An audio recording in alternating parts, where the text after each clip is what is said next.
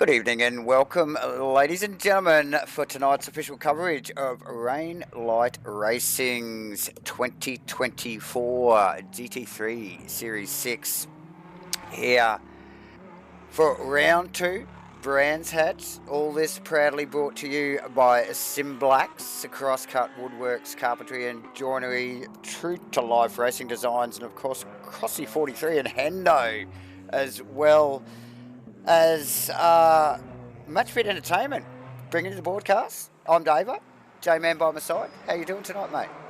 Good, mate.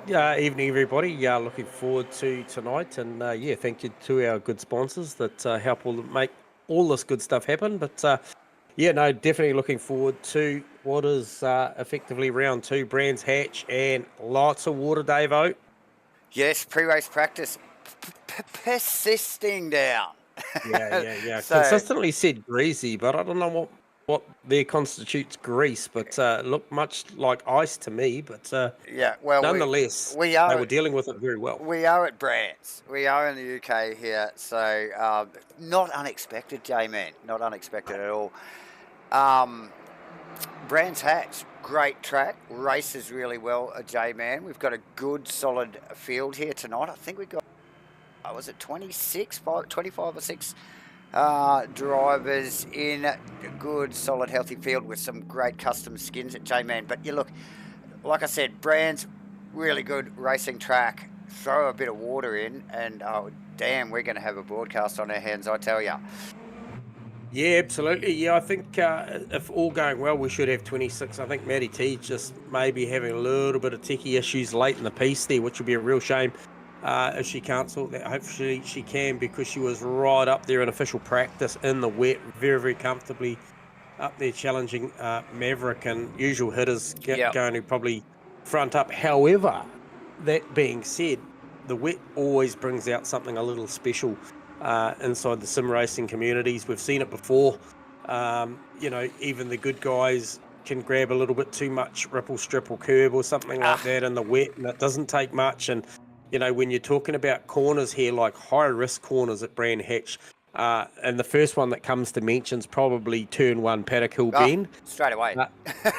Probably the most dangerous on the circuit that we'll see consistently. We'll probably talk about it tonight. Will be up there at Sheen Curve at the back sector of the track, and that one there is a very high speed blind right hand over the crest, and that'll be one that everyone probably in the field here is aware of tonight. It can be tricky in the dry, let alone the wet. So a lot of things cool out there tonight as far as what we're about to see, and we're still in the feeling out process. I mean, we often talk about the usual suspects and the big hitters, as far as qualifying and stuff is concerned. But this will be the night where we are likely going to see potentially AMs mixing with pro-ams, or pros mixing with pro-ams. I would say definitely. I think we're going to only got 2 AM drivers in the server at the moment, J-Man, so they'll sneak them in. So there'll be 2 15-minute sessions over the half an hour with the pro-am and the AM boys and or girls running out first, J-Man. Look, this will be good. This is only the second round of what have we got? 10 rounds here in season 6 for Rain Light Racing's GT3 series. Barcelona we had last week. Awesome race. Brands, I suspect, is going to deliver equally as much for a 90-minute race. We've got Silverstone next week, Snetterton, Donington, Alton Park, Kyalami, Spa, Mount Panorama, Imola. We've got all the good stuff, all the goods, and obviously all brought to you by Simblacks and the like. J-Man, these guys have got some prizes on offer here with Simblacks on board for season 6 as well. Obviously, the wheel giveaway, the GT Neo at the end of the season, which they do spin a wheel for, ladies and gentlemen, so anybody can win that. And obviously, they're giving away $50 Prezi prize cards every round. So definitely worth getting involved. Sign up. It's only round 2. We will be spinning the wheel live tonight, J-Man and myself. And greased the bearings earlier, mate. This should be good to go. Very nice. Yeah, we had a couple of practice runs. But yes, so plenty to play for. Get involved. There's plenty going on, and thank you very much, Sim Blacks, as well as all of the other sponsors on board, J-Man. Boys still in driver brief, so they're giving them a good talking to. They're laying it down, the rules, very carefully. We could probably look at some points just quickly after round. I mean, obviously only one round in, not too much to speak of. It is pretty well just finishing positions from round one. But yeah, any notable mentions there, J-Man? It looks like the usual suspects to me. Yeah, I think probably no surprises seeing Phil Antoon up the top, aka Maverick. He's proven season after season that he's always going to be a contender. I think it's nice to see the likes of Brandon Webley and Prune Tracy, aka Gaz Eddy, up there challenging as well, and certainly Maddie T expected to be there. We've seen the performances that she's been putting in, but for me, Hendo with a great performance in round one for a top five. Costas Makrolos was really punching well at the start of that one, but sort of went away a little bit in the mid phase of that race. We saw some incidents down at the one of the chicanes, and Costas sort of went backwards. However, did make his way back forward. But the drive of the night, I think, just on outright performance, was after what was, by his standards, probably a poor qualifying. Steve Crossan finished off in 7th, and that was a great battle. But also Jordan Moss, the 777 car, he's currently 15th. Really battled hard. He had a big repair job going on the pits that race, and that really took him out of contentions for anything that was realistically looking inside the 10. I think the car had definite top 10 or even top 8 pace in it, but yeah, unfortunate unscheduled pit stop to repair some damage really cost him bad. Shane Fodado, okay, not there that round, so he is back. Damien Jones and Louis Van ter Vende there. So Damien Jones, I would have expected to have actually completed that one, so I'm not sure what happened there. But yeah, I think he didn't. Yeah, there was some issue right at the end there. That car pulled up, I think, just shy of the line after what was a cracking race from Damien, actually, J-Man. Yeah, but one to watch tonight that's well down the list at the moment as far as championship contention, as far as his finishing position out of race and round one, would be Pete Dawson, currently sitting P20th in that newly appointed Bentley for the season. Expect him to finish a lot better than P20 tonight in this situation. So yeah, like you say, 10 rounds to shake out, and yeah, I think, albeit there's some predictable stuff at the top end, there's some stuff in the middle of that list that you just had highlighted there earlier that I think is certainly going to change in the next 2 rounds. So definitely, J-Man. Looking forward to it. Definitely looking forward to it. And if we see more rain like we are seeing now in qualifying, there's going to be some mix-ups here tonight. So yeah, that leaderboard could change dramatically. Yeah, looking for Gunther Rowe to top the table here in the early phases. Also, we saw last week it was Gunther Rowe, and I think the other driver out was really quick in the Pro-Am was, am I correct in saying it was Kenneth Worcester? Or hang on, who was it last week? There was two Pro-Ams that really stayed well inside the top 10 out of the qualifying last week. I'll tell you in a second. So definitely Gunther Rowe. I expect to bank a very good time here.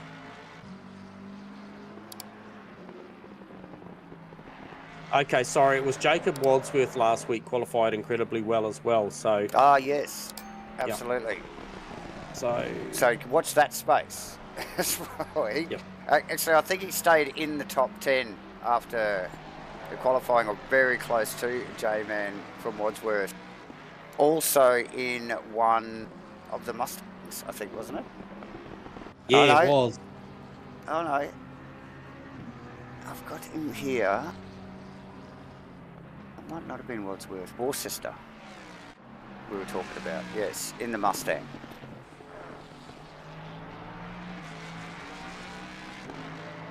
Okay, so just getting a message there from Gazzetti, just saying if you see a qualifying P15, that he's obviously not comfy here. Whether that's the track or the rain, I'm not sure, but not sure if I'm convinced, to be honest. We know how quickly Gazzetti can get his head around these cars, so straight away 24.9 for Tony Spence as a banker. Not a terrible lap, to be honest. It's pretty reasonable. Oh, definitely, J-Man. I think anything in the fours for this phase of qualifying is pretty good. We saw, obviously, the previous session, we saw some of our big guns hitting, I think, a 23.7, so 24.9. Yeah, that's quick, isn't it? And not a bad lap. On a wet track too, mind you, J-Man, so...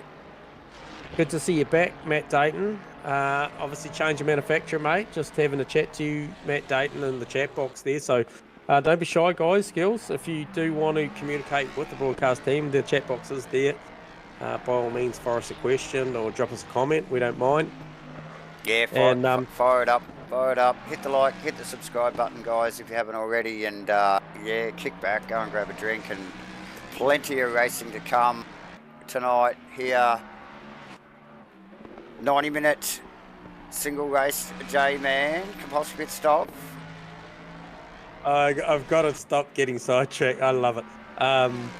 Tonight's greasy conditions are brought by Firthy's Burgers. They're thick and they're greasy. Yep, it's true that. Now it sounds like Gazzetti does like the rain, so maybe it's not the track so much, but doesn't mind the rain. So yeah, these guys just probably tuning in and having a look at these conditions out there too, and seeing that first time banked by one of the Pro-Am drivers is actually a 24.9, so probably won't be a lot of excuses out there, boys. 24.9 as a banker is not bad.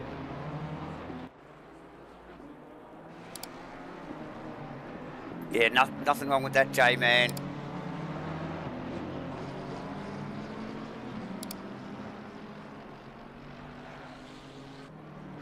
Trying to look at the deltas here on...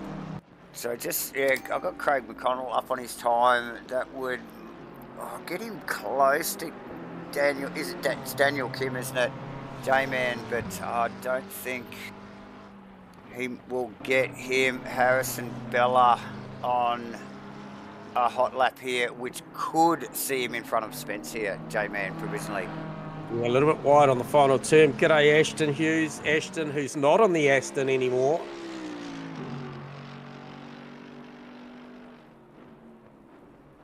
No, thankfully.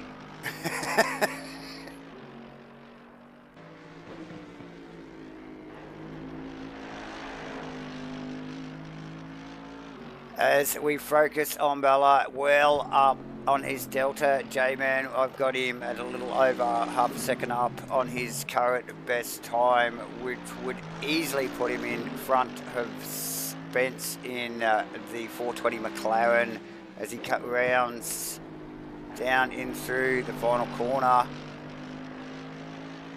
Yeah, looking good, looking good. G'day, Slambo. Good to see you tuning in, bud. Looks strong in official practice. Now, what did Bella just run? A 24.7. 24.7. Pretty good lap. Backs it into turn one, puts it in the wall. Panels are no problem for the JB Weld team. They'll just get a couple of tubes out. And she'll be good to go for the, for the race. Craig McConnell also showing some pace on his Delta and could see him easily sneak down or up a position there, down a position into second. So, yeah, penultimate corner there, J-Man, before they run under the bridge and into this final turn for the frog green.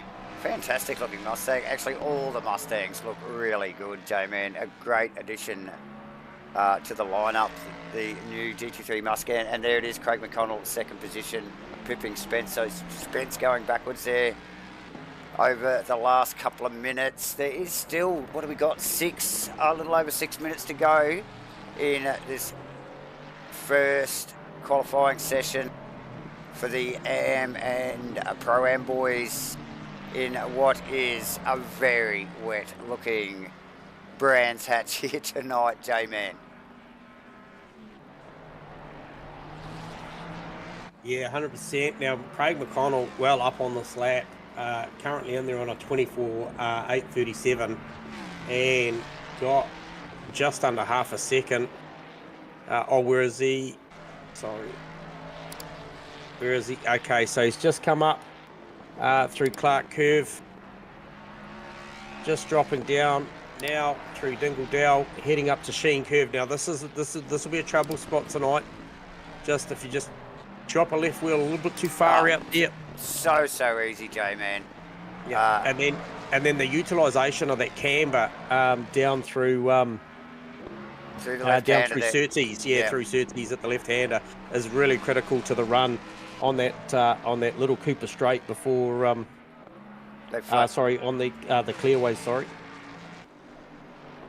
So McConnell to the top spot provisionally there, cracking lap with a 24.4. J-Man turns it around in jubilation. Spence also snuck back up in front of Bella and is terribly wide there. Yeah, he is. Gathers it up. The closest margin.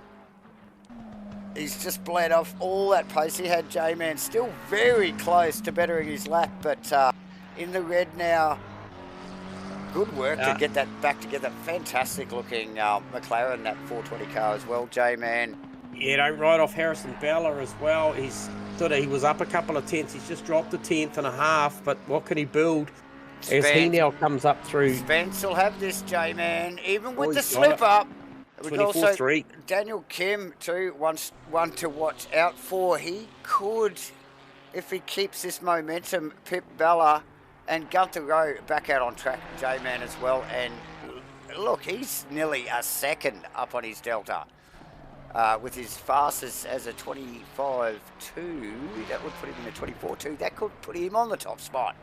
Yeah, and like I said, I called it at the top end of this start of this qualifying that I thought Gunther Rowe would go to the top. I sort of probably called him out there and just thought based on what I saw earlier and then potential of what I saw the qualifying from that Mustang last week at the hands of Gunther Rowe. What's Daniel Kim here, J-Man? I think this will put him on the podium provisionally. No, he's quite close. But Gunther Rowe back to this Mustang. Another fantastically painted Mustang, J-Man. Gunther Rowe, the Guerrilla Racing entry here. And he's carrying that 9.5. Look at that momentum. What's this? 10. What's this? Bam, there you go, with a 24.2. Wow. What have we got on the clock, boys? Still got a few minutes to go for these ones. Kramer up on his time, but well down the order. He might sneak in front of Nightingale, maybe not.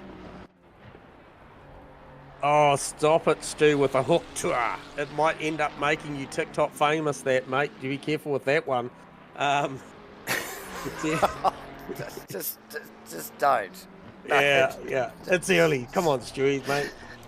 Let's leave that till after. What's the time? It's quarter to 9. This is meant to be kid-friendly here.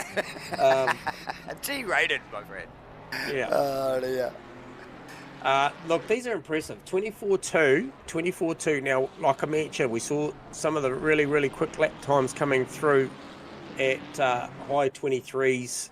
Now, those of you pros that are tuning, I know you're getting ready to fire these cars up and go out, but what's the chances that we're going to see some of these guys well and truly inside the 10? Yeah, well, too true. I mean, that time from Rowe there, that is nothing to sneeze at, James. Well worthy of being in the top 10, if not higher, easily. I think we saw two drivers in the 23s, but most of the boys were doing, we're doing low 24s like these guys. So yeah, it will be interesting. What's a couple more minutes to go here in qualifying as we see a few boys rolling out of the pits there, just trying to get that last shot at it, J-Man. Yeah, Tony Spence isn't giving this away yet either. G'day, JB. Good to see you tuning in, mate. You enjoy the stream? So, yeah, Spence in that fantastic looking Macca there, Jay. Louis Van Venter with the change of cars in the now in the BMW, the 99 BMW. He's a little bit up on his tail. He's just about to better his time here too, I suspect. Yeah. So the guys at the top, Rowe and Spence, still going at it. McConnell in the... He's had enough. He thinks he's got it. He's given it his all. We have got cameras on the JB Weld Mercedes of Harrison Bella coming around the back section of this very technical part of the track here. The blind cresting right-handers and then into this cycle. This could be a cycle lap, I think, mate. And well, he's still got time. Yeah, he's still got 40-odd seconds as he approaches this last Clark curve to come onto the Brabham straight with one more go at it with around 30-odd seconds by the time he crosses the line. And he runs it really, really shallow. So here we go, Harrison Bella and the JB Weld Big Bonnet Mercedes. Can he hook this last lap up and challenge those top three spots? And that's Spence actually just in front of him there as a carrot as well, because as Spence no slouch and just up or down on his times a little bit. So yeah, a little bit further up the road, Wadsworth out there. Oh, he runs incredibly wide and gets a track cut. Look like he's just pulled out of that lap too. Louis Van der Venter just gone way southward around the back end of the lap. He's going to call it a night for his qualifying. However, Harrison Bella, 10th and a half. Is it enough? Sector 1. Is it enough? Approaches sector 2. Got Tony Spence. He was well wide. And that'll be all she wrote there. So I think that will be your provisional top 3 until the Pro Class roll out, which they'll be doing around about now. Right now, as we just pick up on Mav in the number 3 Red Bull Honda. Gunter Rowe, Tony Spence, Craig McConnell, Harrison Bella, Daniel Kim, Jacob Wadsworth, Kenneth Worcester, Louis Van der Venter, Josh Nightingale, Adrian Kramer. Oh,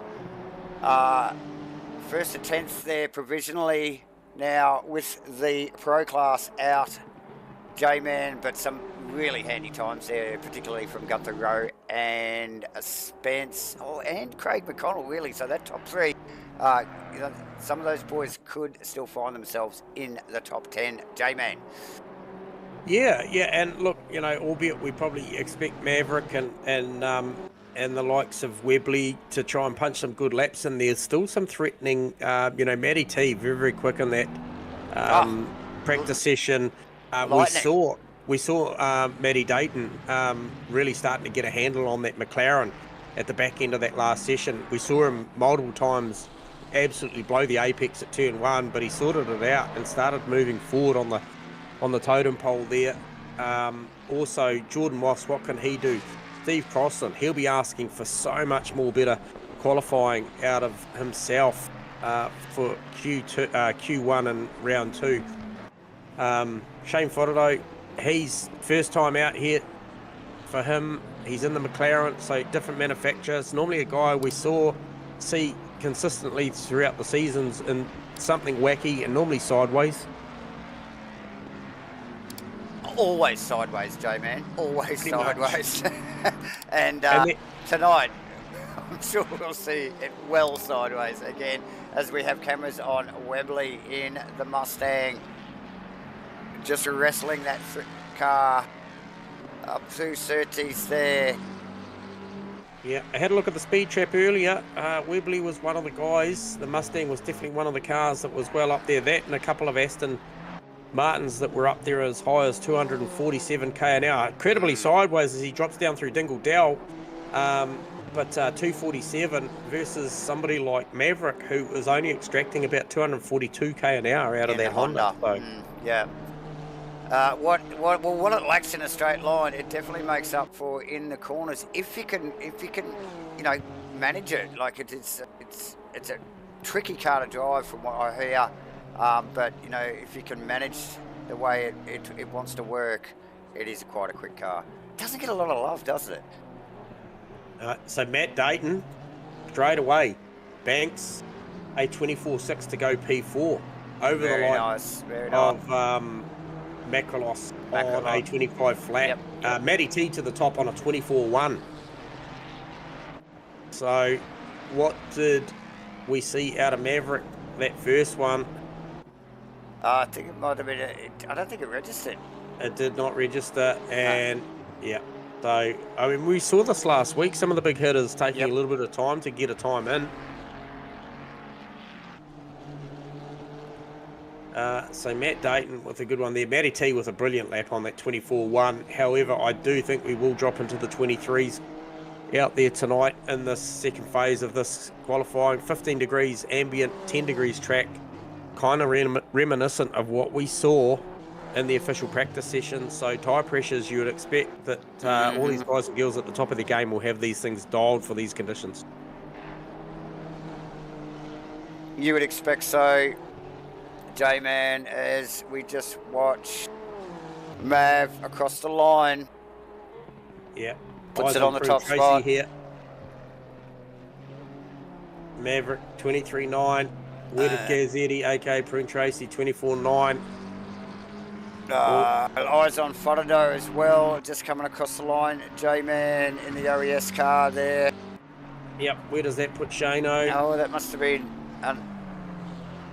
that lap didn't qualify either, so he stayed down 17th. Okay, we've had some more movement. Who is that?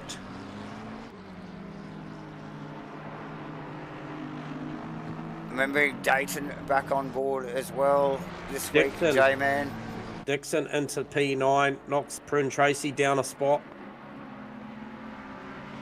So at the moment, Gunther Rowe, Tony Spence, Craig McConnell, those laps are holding firm, third, fourth and fifth at the moment. So very good laps early. Yeah, a couple of the top guns, like you mentioned, J-Man, struggling with conditions, you know, Macrolos, Webley, all down out of the top 10 still. Still plenty of time to go though. Over London, 9.5 minutes.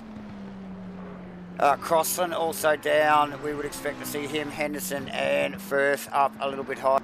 These boys, like you mentioned, struggling with the conditions and just not able to get those bankers in, you know, which is so important, aren't they, in the early stages of the qualifying? Yeah, so the BOP hard at play here too, but I've just personally got my eyes on 54 car, the Bentley of Pete Dawson. Probably give him a bit of a shout out early, expecting some slightly better things out of him. He's hovering around a 7/10 of a second up on his lap, 6.5 to 7/10, currently on a 26.7. Now that would bring him towards 25 flat. Now 25 flat would still put you somewhere around 14th, 15th. Yeah. As he just rounds the final corner, I think. Or he just made a heap of time into the final turn. Pretty sure that's Firthy just tucked in behind him there as well. Yeah, there's a Greasy Burger right in there with him. So where did that do? Pete Dawson takes him to, okay, so 25.6. Something's gone astray there. Okay, so that's an unclassified lap.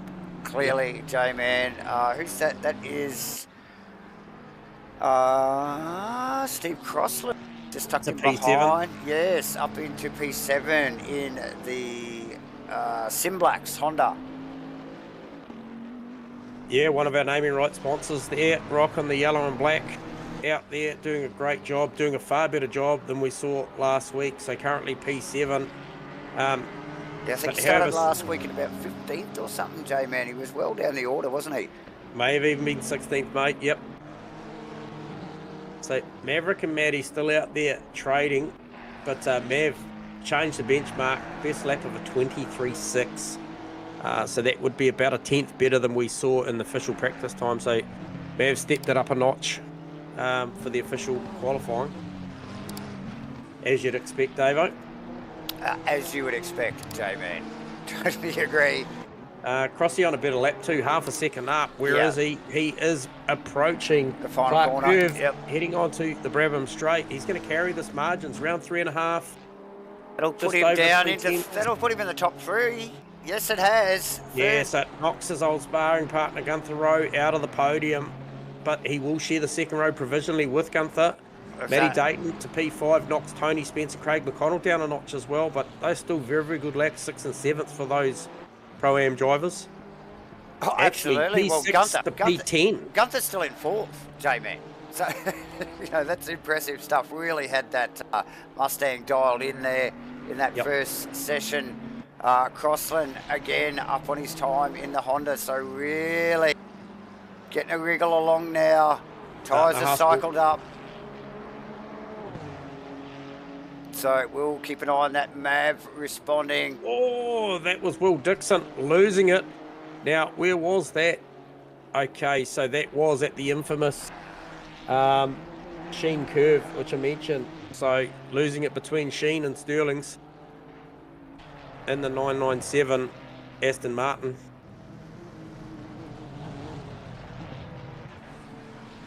Now, Hemi Bateman we saw with a strong performance last week. Where is he at the moment? Okay, he's 24th at the moment. Still 5.5 minutes left to go in the session. So, yeah, Bateman struggling with the 426 McLaren there, J-Man. Not, again, like we see a few of these drivers just struggling to get those bankers in, mate. And it's really hurting them. Who it is good for is a couple of these Pro-Am boys that really made a showing in the first session. And they are still easily holding their top 10 positions at the moment, previously in qualifying. So Webley on a number that would see him go to the front row, Dave, if he can carry this through. Webley well down, but into the final corner now. He's currently holding 10th position provisionally. Definitely on a hottie. This would put him on the podium, J-Man. Good number. There's a good number coming. 24-1. Oh, there it is. Pushing Matty T down out of off the front row. And Crossland out of the top 3, J-Man Road. Dayton pips Matty down a spot. Dayton in there on a 24-0 now. Well, I both thought that was coming as we just watched Webley up on his time. Still very early stage of the lap, still in sector 1 here, J-Man. But very loose and quick. The car is a good 10th or more up on its delta already as he moves into the second sector. 4 or so names down in the mid to the back end of the teams, which I wasn't expecting. Macrolos, Fodado, Firth, Henderson, not cars I would have expected to see outside the 10 right now, but they are all up on their deltas, but they'll need more. They'll need plenty more. Where is Shane Fodado? Okay, so he's coming round the Clark curve now onto the Brabham straight. What's he got in his hand? He's got 3.5 tenths. This will be a good improvement. This will see him go inside the 10, I believe. Goes to P9 on a 24.690. Macrolos. Matty T also up on her delta. J-Man has been pushed out of the top 3 by Dayton's time there. Yep. Dayton now in the pits, and she is up on the deltas. She looks like definitely carrying enough pace and time there to put herself back at least a position up into 3rd here. Yeah, she's coming. Second. Goes P2, 22.795. That was close enough to rival. She pulled off with 2 minutes 58 to go. I would have stayed in it, Maddie. But back on the front row, J-Man. So nice work. Mav stays out. Damn, he's quick through here. He's lost it. So he's he gathers it up. That's enough for that lap. Macrolos just starting a lap as well. J-Man, Steve Crossland. Same with Crossland, yep. Crossland in the Simblacks car also starting another lap. So still, 2.5 minutes odd left to go here. Crossy's butchered that one. Macrolos still up on his delta, so he'd want to just be able to sneak past that as quick and as best as possible. Fodado showing some promise on the deltas as well, but still well down. Fodado actually slipping in the top 10 there, J-Man. Yeah, good effort. He's actually pressed on with it, mate. Yeah, he has. This one's gone. There it is. So clearly pushing hard. Dayton back out on track as well, J-Man. And again, pushing hard. We're seeing the mistake. They're really pushing to the limits here. That's Makalos back in the pit. We'll go back to the Simblacks car, J-Man. I think Crossy has got more in that Honda. Yeah, he's still got time. I mean, this lap's done. This lap is all over. However, he is coming up to Clark Curve now, so the final turn. He's going to get to start the lap with around about a minute 5 or so, maybe a minute 10 left. So plenty of time. This will be his last lap, so he's going to have to make it count. Gets turn 1 beautifully, makes the apex there. Always so hard to get there. Comes up to Druids now. Oh yeah, and even harder in these sort of conditions. Hey, J-Man, Mav's still out on track and a quarter of a second up on his Delta. Yep. Yeah, he's well up. Drops down Graham Hill bend there, heading towards Surtees of Steve Crossland and the Simblacks Honda. And another one. Looking tidy through sector 1 there, J-Man, as he runs up out of Surtees. Another technical corner there. Funny, awkward little apex in it and a bit of a bump. And yeah, really difficult to get the power down and really judge when to get the power down. Maverick building on a lap here that would certainly make most things out of reach, but Webley's really punching a number here. Yeah. Where is he? Oh, he's just at the start of the lap. However, Maverick still holding that 10th and a half to 2.5 tenths now, building on the lap as he now comes down the clearway straight, heading up to Clark Curve. 1 corner to go. Can he get this thing tucked in nice and tight? Come out with 100% throttle. Hovering around that 2 tenths. It's going to be a 23.4. Lightning fast, J-Man. Yep. Lightning fast. Webley looking hot. Crossland butchered his lap. Webley has got around 3.5. Just dropped it there, coming down through Dingle Dell. There's the mistake. Gosselin across for another lap. Henderson also. Yeah, my calculations would mean I don't think Crossy's going to be able to complete this lap. It was about a minute 10. I wouldn't have thought so either. Yep, as he pulls that up. Henderson back in the pits. Yeah, good to see Hendo improve. And that's a wrap for qualifying there, J-Man, as we just run through those positions. Mav and Maddie on the top row. The first row there. Webley, Dayton, Crossland, Henderson, Gunther Rowe, Spence, McConnell and Makalos rounding out the 10, J-Man.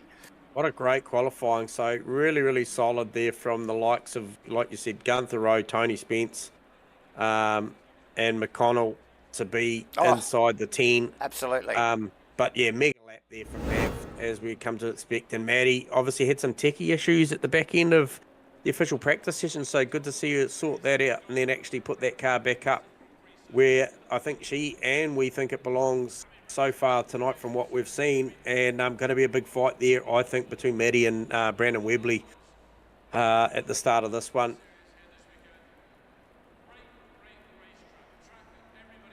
Who else? So, Hemi Bateman, thought he might have had a little bit more. However, just coming to terms with these wet conditions in that McLaren here. Back down on P24. Firthy, we've seen some great performances out of the 56 car already this season, but probably picking on performances off the back end of last season. I don't think Firthy will stay in 15th for long. He'll move his way forward, but the other one for me tonight would be Steve Crossland, qualifying in P5. That's around about 11 positions better off than he did last week, and we saw that he drove to a 7th position from 16th last week. So we'll see what he can do out of P5. Oh, look, it's going to be interesting. We know how well Brands races, even with half this field, J-Man. Yeah. So to put a good solid field of 26 cars on here and then add a little bit of rain. This is going to be great. This is going to be great. Definitely looking forward to it, J-Man. A lot more than I suspect the drivers are. Yeah, well, hey, look, it's dry and warm where we are, mate. So no complaints here. Not at all. So track conditions kind of mirroring what we had once again. So status quo for 15 degrees ambient, 10 degrees track with greasy track conditions. I'm not sure where they get the greasy part from because it looks, by all accounts, pretty reasonably wet. The rain is persistent. So, yeah, looking forward to the start of this one. On that note, I will just go to the gas station myself, and I'll be back in a minute. As the guys and girls get readied here for the formation lap.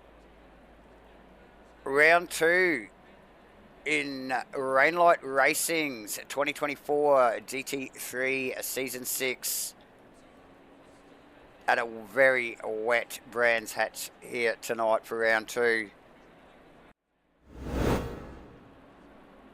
Like I mentioned, readying themselves for the formation lap.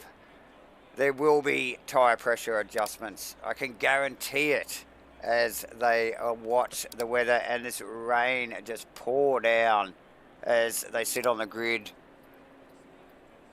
with a few seconds to go. Plenty coming up throughout the season, ladies and gentlemen. 10 rounds. Action packed. Oh. Hang on. Technical issue here.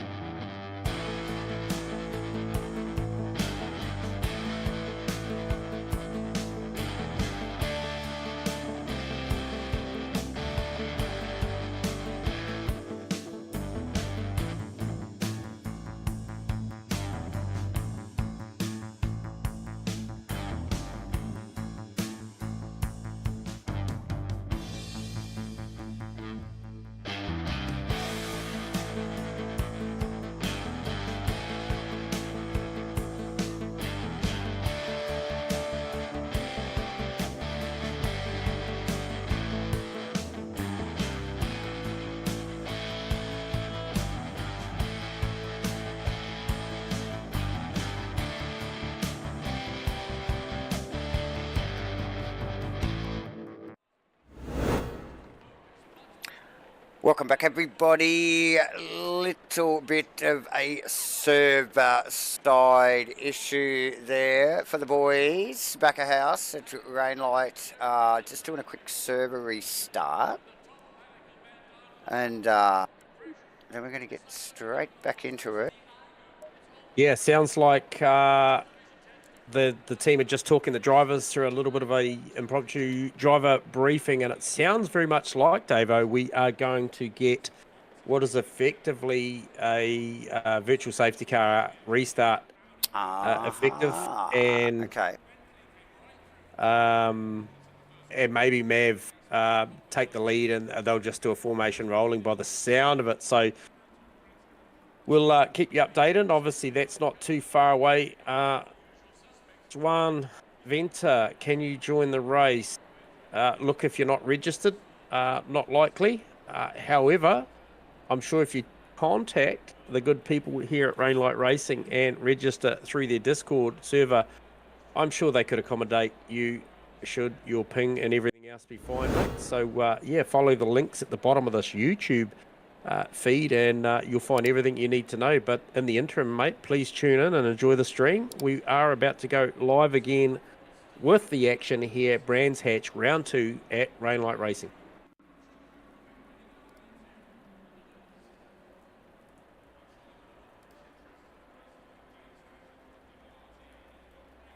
Yes, J-Man, we are about to go racing again here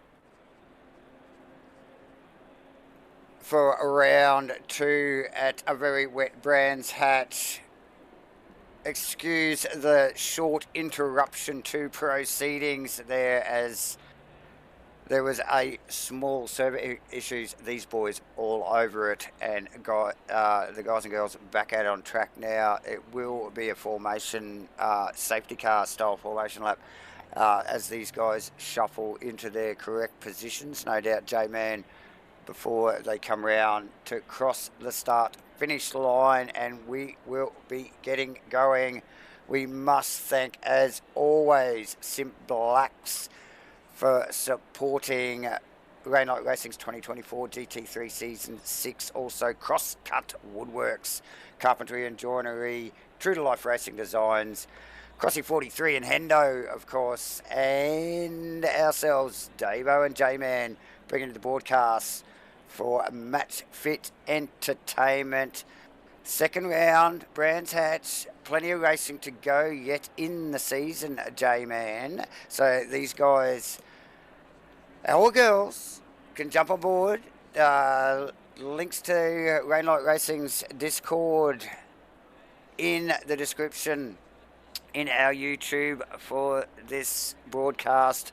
While you're checking that out, hit the like and subscribe button, people, and hit your notifications, and always join us on the chat box. We love a chat. So yeah, fire it up, guys, and let us know what you 30 seconds. Want to see. If you're backing someone, we'll get a bit of image on their car. But look, there's plenty of racing going on here tonight. Once these guys get rolling, as the time you can clearly see winds down, we're going to kick things off any moment, and the rain is not letting up at all. So there'll be 26 very nervous drivers out there at the moment. Yeah. So it's going to be a single file situation, as you've just seen in the chat via Nick Firth. So I don't know how this guy does it. He's probably flipping Firthy's fried burgers while he's doing this. So impressive stuff. But yeah, it'll be a single file situation that will get sorted out, I'm pretty sure, on the lap here. So everybody will be getting an indication about where they are. Just see them filtering up here. 2 Druids, and I would say it will be on the next lap.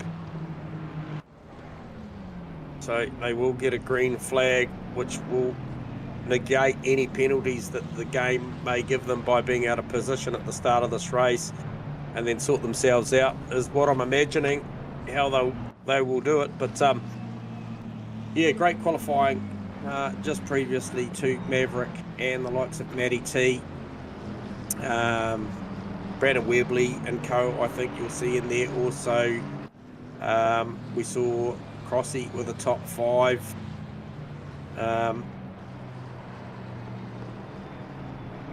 Very good performances by Gunther Rowe and I believe it was Harrison Bell as well in the JB Weld Mercedes, doing a great job. I think maybe McConnell rings a bell as well. Dave, if my memory serves me correctly, did a great job. Oh, Also definitely. in the first phase. Yep, parked the car up early. Definitely hit his marks early, and was happy with his performance. So notable mention, Prun Tracy, Gaz Eddy, aka in the pits. Rain light is flashing, so not sure what's happening there, but that will be a big drive from the pit lane back of the field. Now, I think I do remember seeing Prun Tracy up there in the 10 or close to it, so that's a big shock. So free kick for potentially 1 or 2 drivers with Prun starting out of pit lane, so that's a real shock.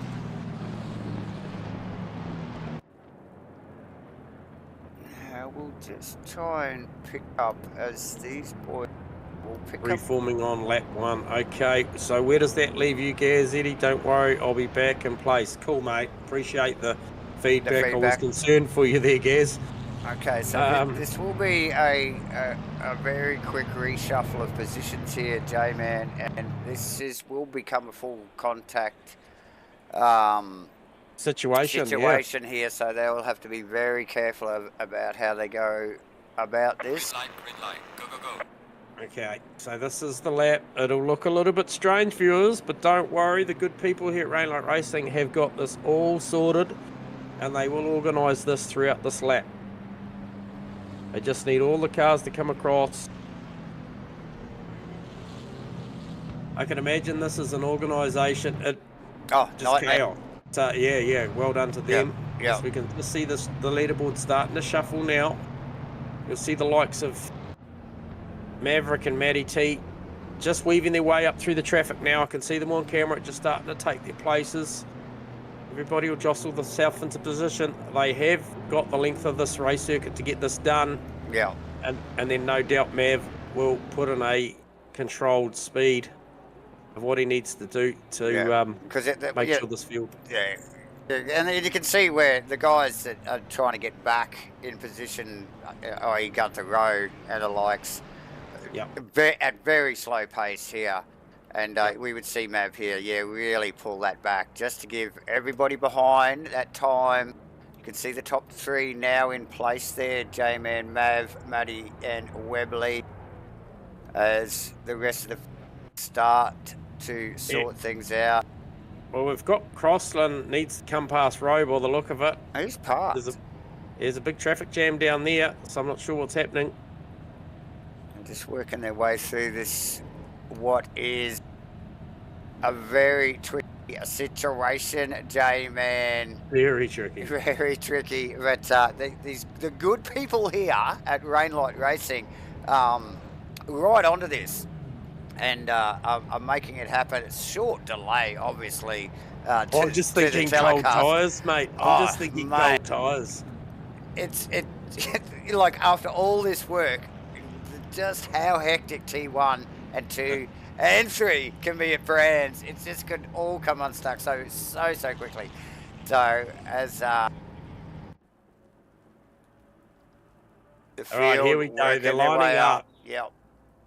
Effectively what looks to be basically round through sector 2 in the what they deem as the part of the track.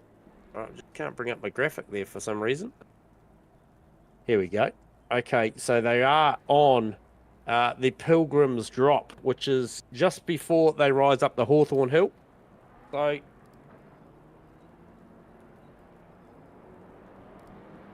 they're just moving away again.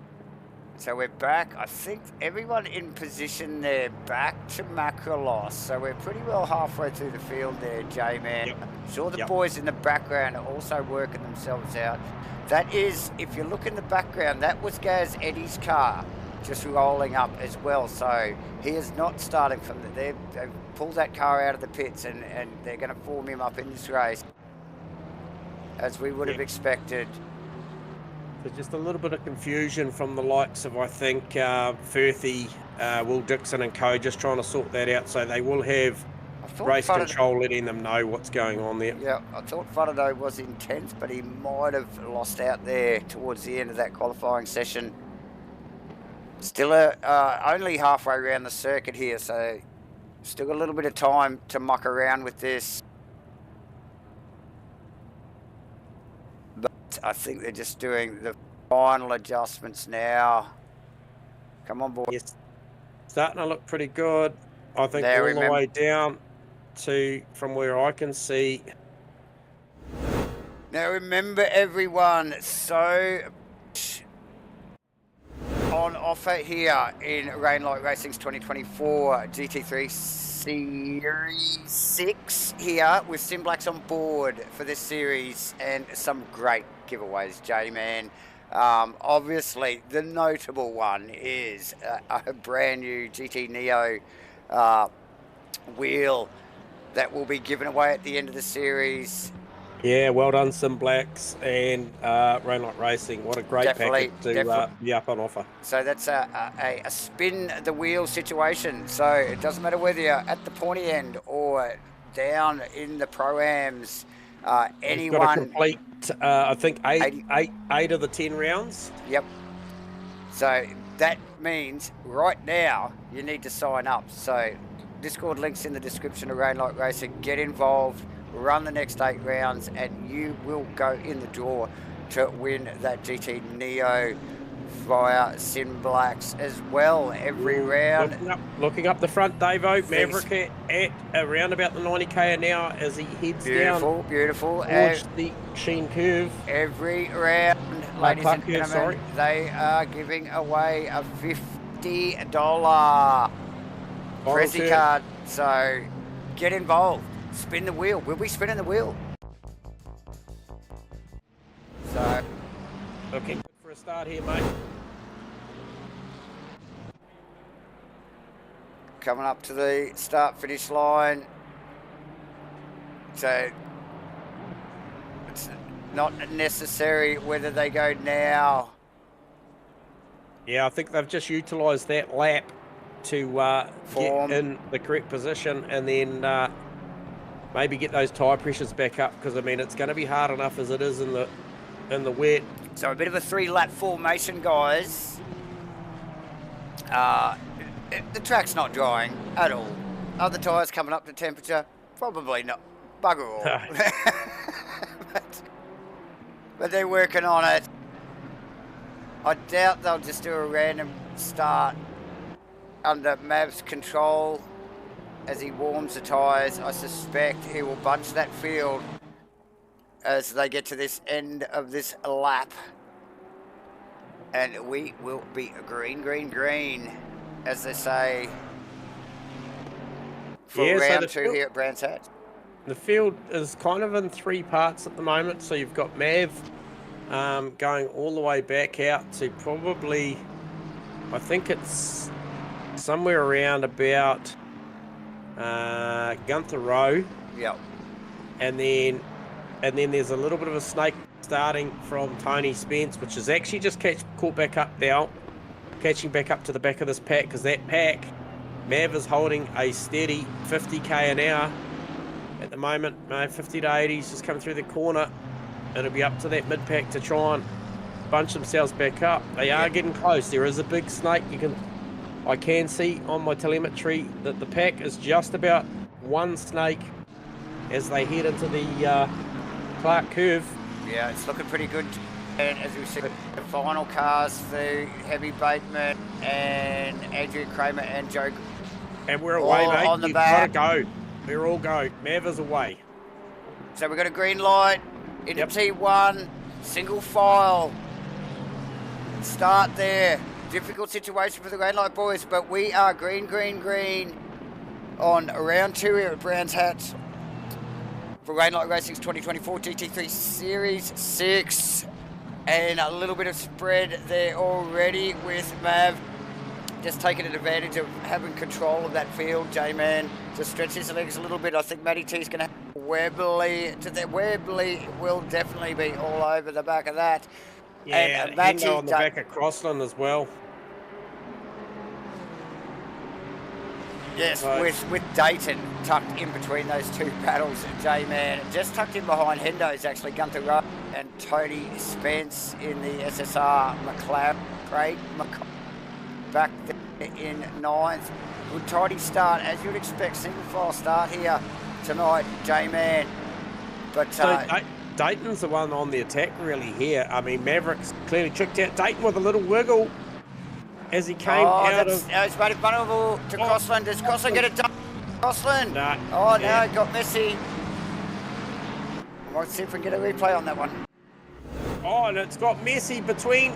Oh, who was that? It's got big. It's got big up the front. Who was that? That was... I'm just trying to see who that was. But it was a big incident after the fact. So, yeah, Spence with that... You can see that there. Oh, Gunther Rowe's car is an absolute write-off. Bonnet up. He's in the pit lane, broken window, bonnet up. It is a hell of a scene down there. Oh, that's unfortunate, J-Man. As the camera guys are trying to keep up with all that. Oh, Dayton came out of that unscathed, surprisingly enough, after all that. With, I think it was, like you said, Gunther Rowe and Steve Crossland back well down the field after it all. So those two getting tangled up. So unfortunate start there. Just that slightest little wriggle from Dayton really did concertina those few cars together.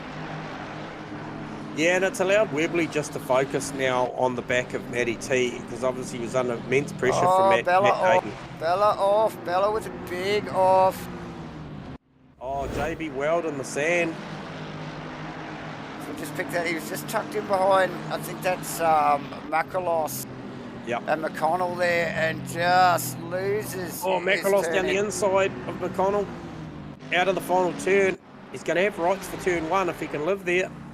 Not the optimum line. Oh, he's come back in. Definitely not the optimum line here at Brands, J-Man. The corner runs away terribly as you drop off the hill on that off camber. And pulls it back in, rightly so. Who's that up in front? So that's Shane Fodderdo. Started out of, I think, P11 and is shadowing Nathan Henderson in 7th position. And then they have got Tony Spence just up the road. So Tony Spence still doing a great job after a very, very solid qualifying. So we've got the McConnell-Dixon first battle there, J-Man. That's also just up in front of that is Mr. Tracy. So very heated battle that actually goes down a bit. I think Daniel Kim's tagged onto the back of that, and that's also Dawson in the Bentley, and not too far behind. Then a bit of a gap back to Geordie Moss. Gunther Rowe with a huge repair job in the pits. Just left the pit lane now. 1 minute 45 on the jack. Saw him with a total time of 2 minutes 13 in the lane. That's yeah, he has got a repaired Mustang out there now, so he will be able, and that car has got good pace, so he'll be able to try and make something from this, but a long, long way back. Effectively a lap down in the race now, so that is an official pit stop though, so he'll be able to just press on, hopefully for the rest of this 90, see if he can make these wet tyres live. Hopefully the conditions stay the same. As we just see, we might get a replay on that. That was Dixon. Looked like... Oh, we got Nick Firth down the inside. So Prune Tracy and Nick Firth came together. Daniel Kim spun him, and then Dixon just sorted it out at the end. So a couple of was lost for Nick Firth, J-Man. Yep. Yep.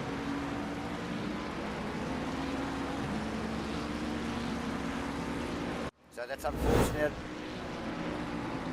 Now, Webley's still got eyes on Matty T here, mate, for second position. And I tell you what, the pace has just settled down. But what it's done is they've dropped into the low 25s, and Matt Dayton's circulating at the same pace as the race leader on a 24.8. So identical pace to Maverick at the moment has Matt Dayton. However, Maverick out there just fresh air circulating, no real pressure. But Matt Dayton got a ton of pace on that car. Last lap round for Maverick was a 25.0. Last lap round for Matt Dayton was a 24.8.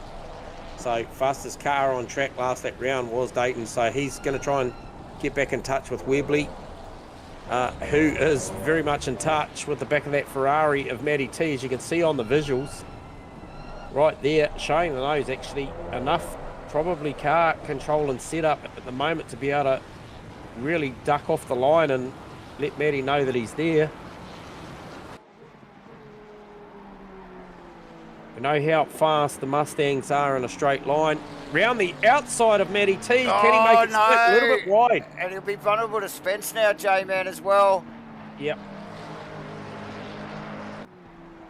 Oh, yeah. Look, I think the move was they just ran out of grip on the outside of that corner there. Matty did a good job to hold a nerve and just hold that line. And now, once again, as per the start of the race, Webley with a lot of pressure from Matt Dayton. Yeah, she did have the rights to the corner, and it was on the optimum line. So, brave move there from Webley. Not quite pulling it off there.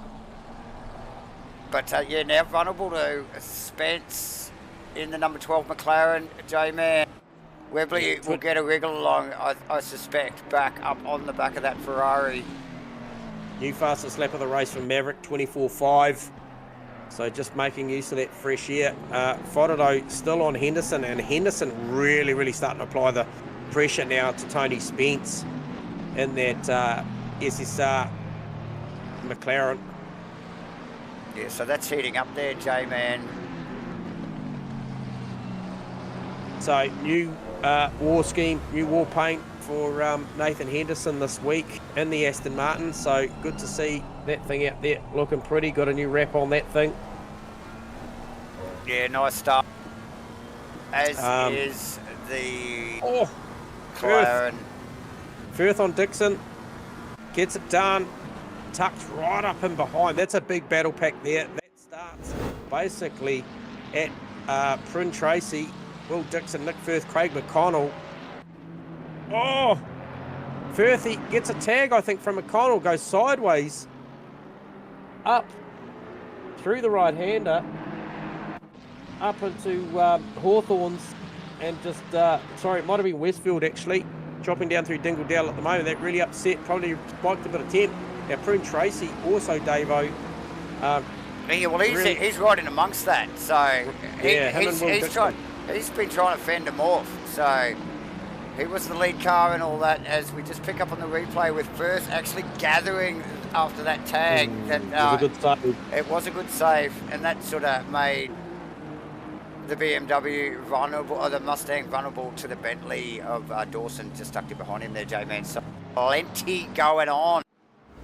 So that Mustang of Brandon Webley is leaving 11s out of quite a few corners consecutively at the moment. So just really struggling to get the power down, as we just see him just coming up through the left-hander, coming on to the big back straight of Pilgrim's Drop there, that just even coming out of there, coming up the hill, the thing's got so much horsepower that he can actually just literally leave black lines on the way out of there. And I don't want to hope that the rain stays the way it is, because those wets won't last long like that. So, Moss losing positions there. Makalos side by side, J-Man down through Pilgrims there. Hard to make an outside move up through here.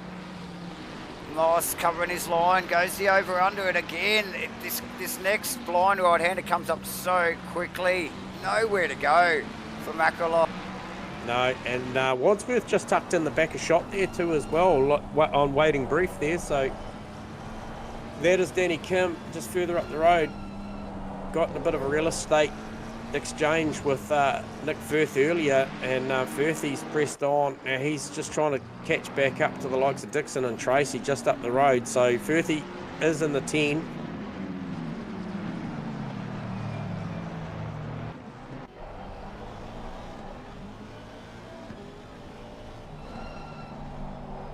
And Matty responded last lap round to Maverick with the 25.0.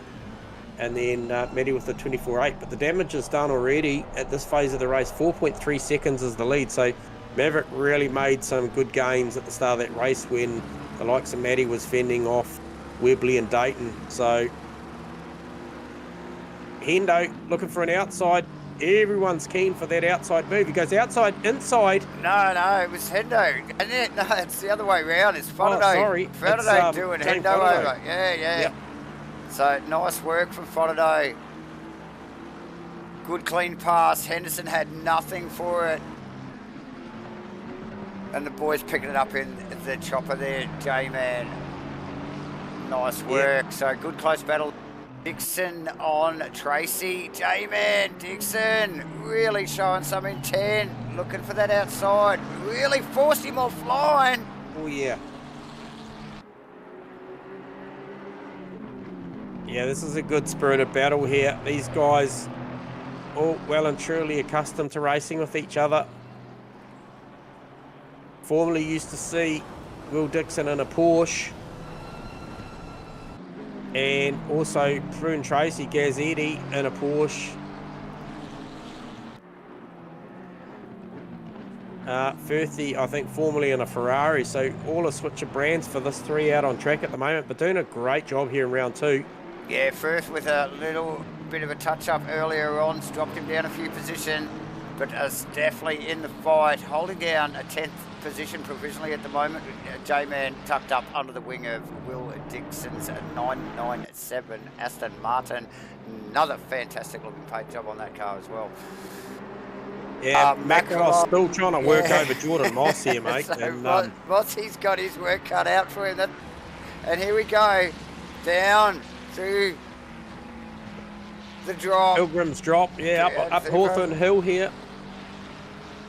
And then heading through these series of right-handers, which is effectively Hawthorns onto the Derek Minter straight into Westfield, and then they drop down through Dingle Dell, and they come up to this dangerous sheen curve here. And that's where we saw Dayton get that little bit of curb there early in the race there. Really brought Crossland and Rowe unstuck J-Man. And yeah, just the slightest of mistakes. Look, limited grip. Clearly out here tonight with it being pouring down. There's Macalis into the pits, J-Man. He's out of that. Yeah, jumps out of that battle. Now, Faraday was in that battle with Hendo you just mentioned before. I called it the wrong way around. Now, Faraday's pressed on forward. Now, he's right on the back of Tony Spence. And already? He's got there. Oh, who is that? That's Dayton. That's Dayton off. That's Matt Dayton. He's come off down the bottom of the hill after Druids. So, as he's dropped down... Oh, there, we're just picking up the end of it there. Down through Graham Hill there. He's come off and the bonnet is up a little bit. Not too much damage, but... Henderson got him as well there, so... Yep. Unlucky for Dayton. J-Man.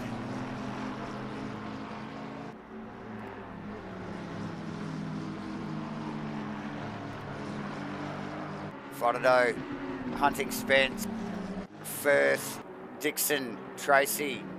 Still in close touch, down a bit further. I think Bateman just now past Van der Venter. Oh, and it's still on, J-Man. Van der Venter trying to, as they go down through Pilgrim. Almost looked like it was a redress. Might have been there, and also Kramer down a position to Nightingale. Yeah, quick stop for Costas Macrolos after you called it. 8 seconds on the jack. Sees a 30-second nice, outright transit time. So pretty much a scheduled stop there by the look of that. Now, Crossland McConnell. Crossland in the 43. Simblack's Honda, and just... Van der Venter off. Big slip from the Honda there, and allowing McConnell a bit of breathing. Yes, Van der Venter, a bit of a slip. He's lost a position to Bateman. Plenty going There's some moving and shaking. J-Man. We have Nick Firth still on the back of Dixon. Henderson, Frodo. That little battle spread a little bit there. Spencer's actually responded, or Frodo dropped back a little bit. Webley, as usual, still trying to stay in touch with Matty, but has he got it? As they start to come up on the back of the field, that is Joe Grimmer out of the final corner there. Oh, Matty with a big wiggle there. I'll tell you what.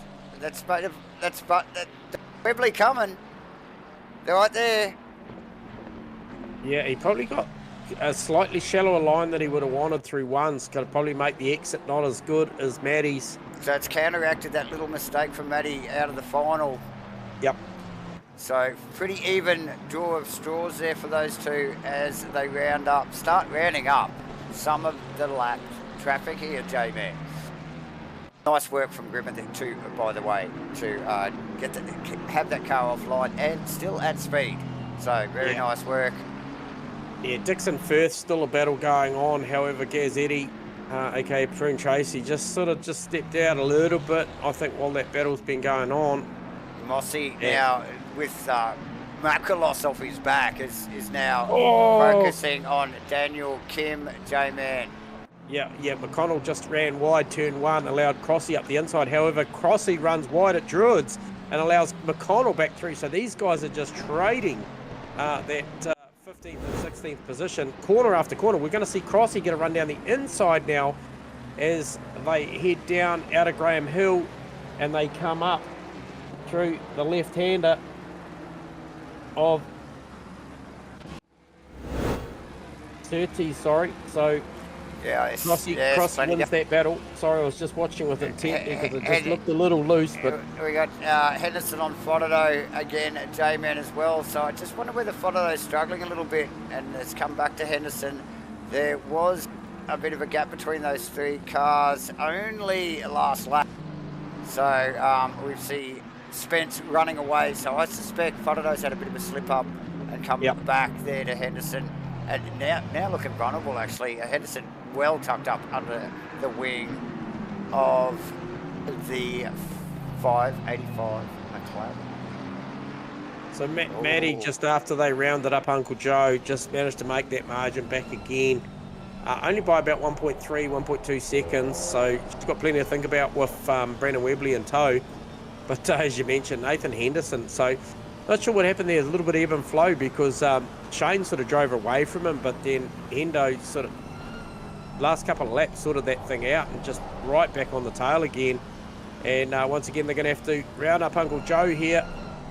Catch it, caught him at a really awkward spot. Shane actually had to grab the brakes, gave that carbon fibre front end of that Aston Martin a little bit of a tune-up down through Dingle Dell. Yeah, and it's still in progress here as Joe does his best just to stay out of these boys' way. He's showing some really good pace, so it's taking them some time to sneak past J-Man.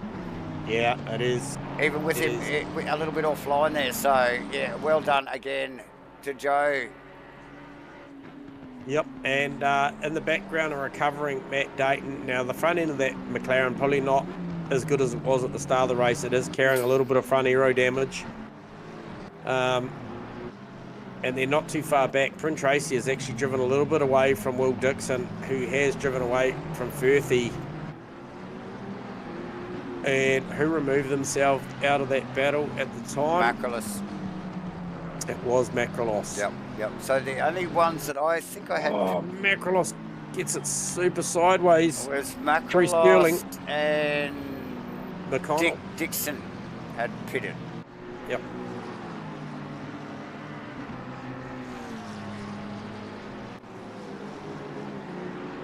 It's not showing up on my board, actually. Why is that not showing up, J-Man? I wonder what's going on there. No, it's all a bit of a mess. We can't really, there's a few things we can't call tonight, viewers. So the positions up and down, gained and lost, are not accurate here tonight due to our unscheduled formation rolling start. We're probably just lacking a little bit of data. However, the action is still aplenty. Absolutely.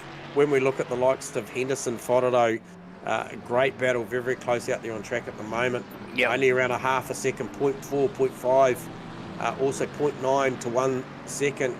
Don't need too much telemetry to tell you how close it is between Webley and Not Matty at all. T. Not at all. Another good battle as well. I'm not sure whether he's just rounded him up, but he's lost it again. And Steve Crossan, I don't know if you're going to catch the replay there. He must have just rounded up Wadsworth and, Worcester, and then just lost it up through, I think it was that fast part of the track up Hawthorne Hill before they dropped down into Dingle Dell, or maybe it was Sheen's. No contact. Unforced error. Crossan there. And Crossan pushing hard. Yeah. So Steve Crossan in the number 43 Sim Black's Honda. No mucking around from him tonight. Qualified really well, J-Man in the top 10, and just got tangled up in the early part of the race, and so really trying to play a little bit of catch up now. Yeah, absolutely. So standout drive for me at this point of the time would be the SSR McLaren of Tony Spence, the 420 car. Weathered a bit of heat there early from Fodado, Hendo, Dayton dropping back, so I don't think he actually applied any pressure to him, but he's up there in P4 at the moment officially, and lapping in the mid-25s at the moment. Best lap of a 25.1, currently lapping at around about 25.5, I think. Okay, last lap wasn't as good, 26.5, so doing a great job up there. And I think as long as Fodado and Henderson keep battling, he's probably safe at the moment. But man, they're close. Fodado, Henderson, that is a great battle at the moment. But it is playing into the hands, I believe, of Dayton, who's on recovery mode and has got car pace. Yep. He was not quite a second, but around about 8 to 9 tenths faster than those boys last lap round. If he keeps the focus, he'll be a part of that. Jordan Moss doing a good job. P12 currently. Who have we seen go to pits already?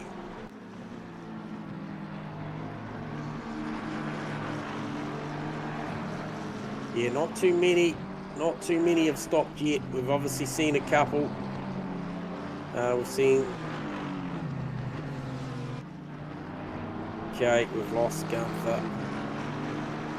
Thing was clearly too bent to carry on.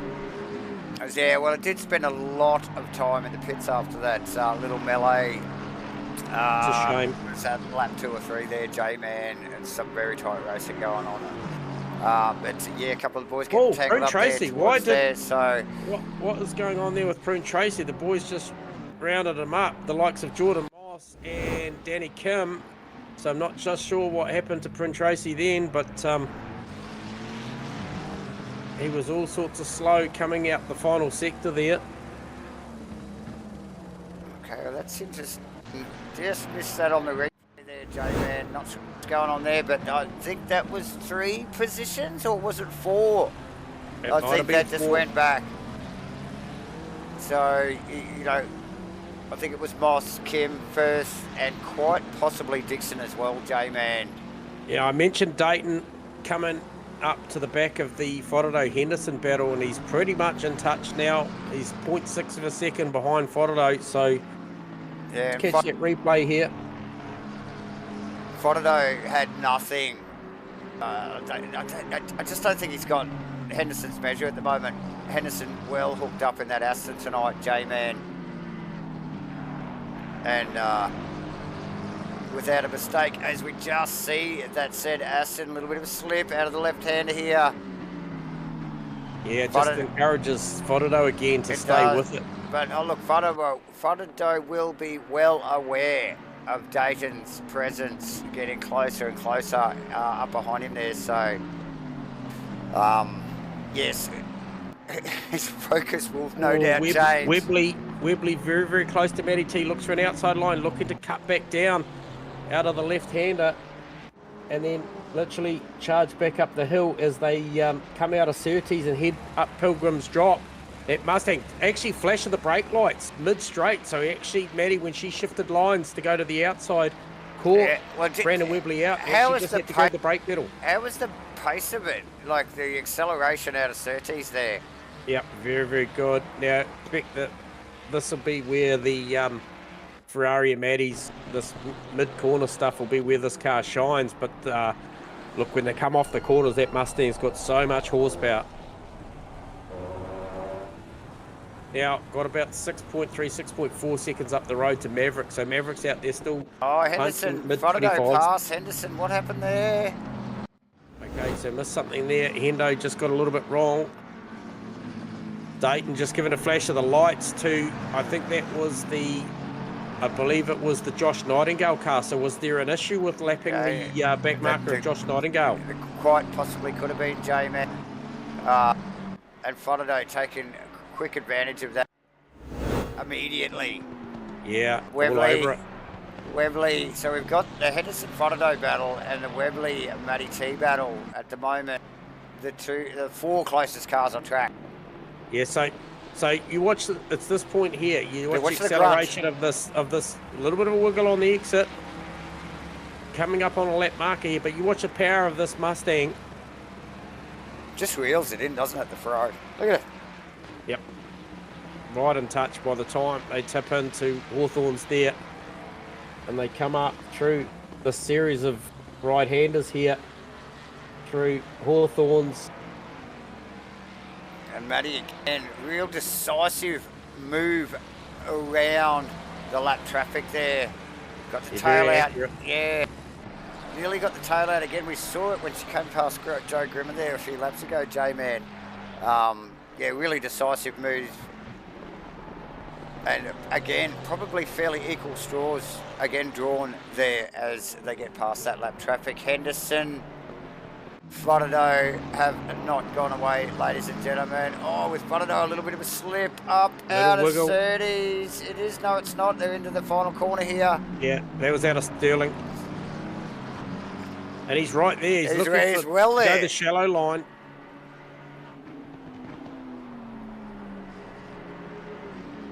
Oh, the car with a big flick on the entry into turn one, into Paddock Hill Bend. Just got a real hop off the bump on the way in. We've also got Tracy and Kim hard at it as well, J-Man.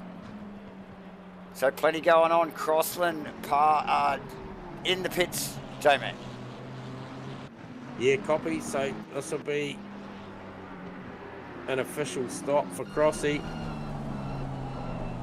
And it was saying 49 a minute 11 is a little bit hard to tell because got some unreliable data based on the start of this race. So, however, that car looks pretty clean coming out. So,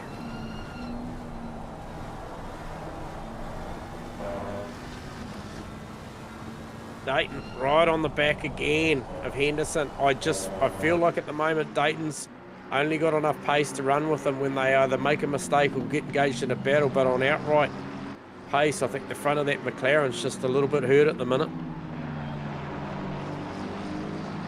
Yeah, I tend to agree, J-Man. Yeah, unless these guys are in full, side-by-side battle or, working each other over, or make a mistake, Dayton's car just doesn't have it. We saw it off track earlier. And no doubt carrying some damage. So Jordan Moss, did you say, J-Man? Yeah, made his stop, 31 seconds, 54 outright. Nice. So he now can run the final 53 odd minutes out, knowing that he's done his job.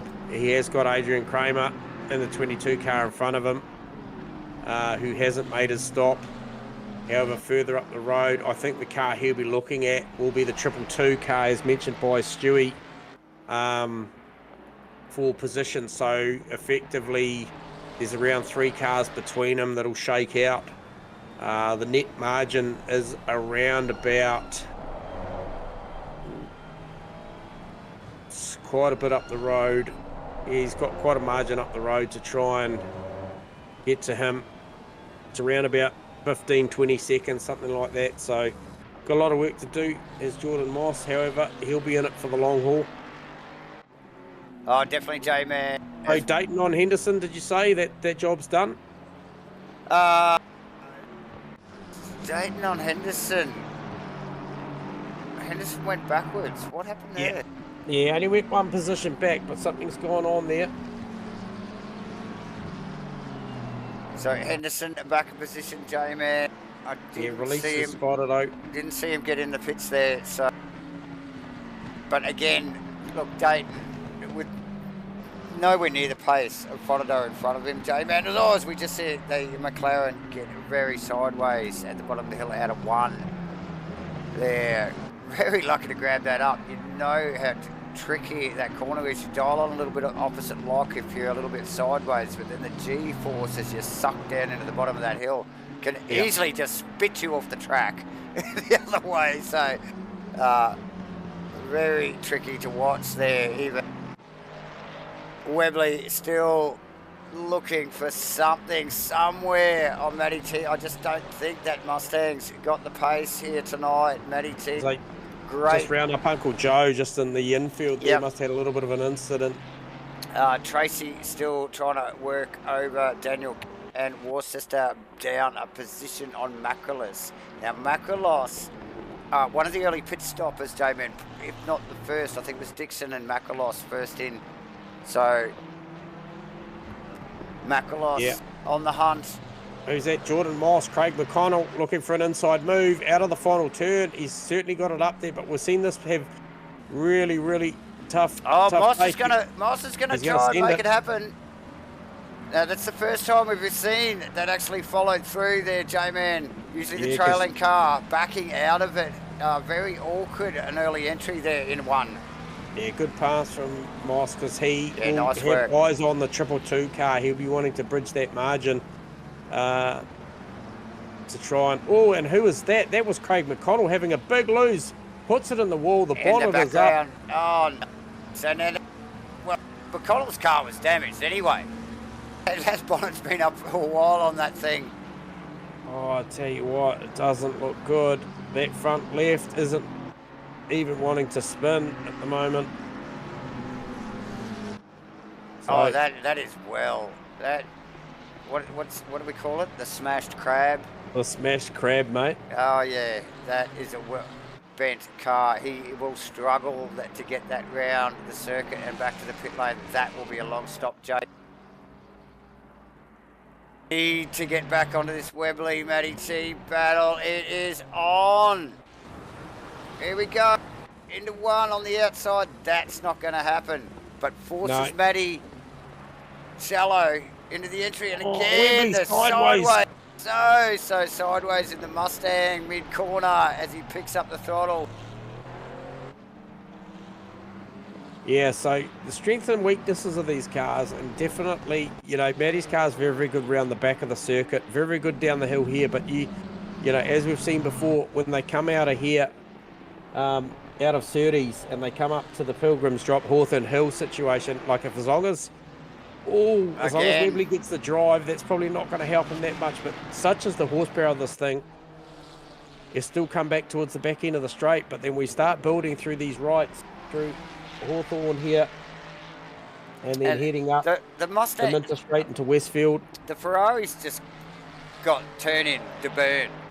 That's what it just looks like to me. The Mustang, obviously, with outright grunt and power down the straight, but this, just watch Matty T just drop into this corner here. But this is as close at this part of the lap that I've seen Webley. He normally that's a section that Matty pulls away a bit. Apart from last lap, J-Man, because that was side by side. So, but yeah, again, see just those couple of corners there. The Ferrari has the turn in, and it's a fight back for the Mustang in the straight line. It's very reliant on its straight line speed. And we go again. No mistakes from these guys. We don't want to put the commentator's curse on them. We'll just flick off them for a little bit. We will flick over to this Prue Tracy Daniel Kim battle, J-Man, because that is heating up. Yeah. As is Dayton Fotado as well. But as you were, mate, I'll be everywhere you're not. And they are actually catching the Tony Spence car, who I've sort of pumped up a little bit. They're right on the back of Tony Spence now. Look at this. This is getting very close. Dayton actually just backed away from that a little bit. That tightened up as they start to come up on some lap traffic here, J-Man. Yeah, got very tight in the middle of Druids then. A little bit of a flash of the headlights from Spence, just letting know they're coming, but look at how close. Fotado is on the back. Same with Dayton on the back of Faraday. There's nothing in it. Certainly close enough for all of them to be able to pick up a draft. Bent's on the headlights again. Just trying to let Kramer, I think it is. No, hey mate, we're here. And mate, we are hot and battling. They're coming, and that is Henderson now getting involved. Recovering there, J-Man, from a little bit of a slip up earlier, losing a position there to Dayton, but now just tagged onto the back of this. What is going to end up a four-way battle? Well, it is right now. Look at that. It's going to get more because Dixon and Firth. Now, Firth got the run out of Sterling then and started putting a lot of pressure on Dixon. So that's only just in the back of the shot. Who was that? Oh, that's Dayton. Matt Dayton. That's Dayton in.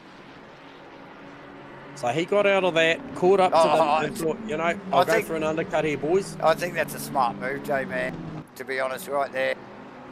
That's, what has happened, Webley is a long way off the back of Matty T. So that's allowed some breathing space there for Faraday, clearly, and he can concentrate on Spence, J-Man. And like you mentioned, that Dixon first battle is right just tucked up behind him there, mate. So not too far away with those guys really starting to, you know, strap the gloves on, weren't they, for a biggie there? Yep. So I'll be interested to see Dayton in the lane where he comes out. Macrolos coming around the final corner. He's going to, okay, so Macrolos is comfortably going to round up Dayton here. Who else? Where is Jordan Moss? Jordan Moss has actually just come out of Dingledale, coming up through, okay, so he's just coming into Sterling. Yeah. So Dayton's easily got him. So yeah, dropping position to Macrolos there. Macrolos, one of the first pit stoppers. Tracy through on Kim. Worcester in the pits as well. So yes, Tracy passed Kim. Firthy hard at work on the back of Will Dixon at the moment. I'm not sure what Firthy's race strategy is, but look, he's been tucked up there for a while. Well, he might be better to just dip to the pits and get that out the way with. Just remembering, Firth did get tangled up earlier in the race, J-Man, and he's kept the thing pointing in the right direction, but definitely had a couple of touch-ups and slowed his momentum as he works over the back of Dick Faraday. Spence still at it, J-Man. We must thank again Rainlight Racing for their 2024 GT3 Season 6. We've got to thank Sim Blacks for supporting the series. 10 rounds here in Season 6 for Rainlight Racing. Also, we'd like to thank Crosscut Woodworks, Carpentry and Joinery, True to Life Racing Designs, Crossy 43, and of course Hendo MATCHFIT Entertainment, bringing you all of this goodness on the internets.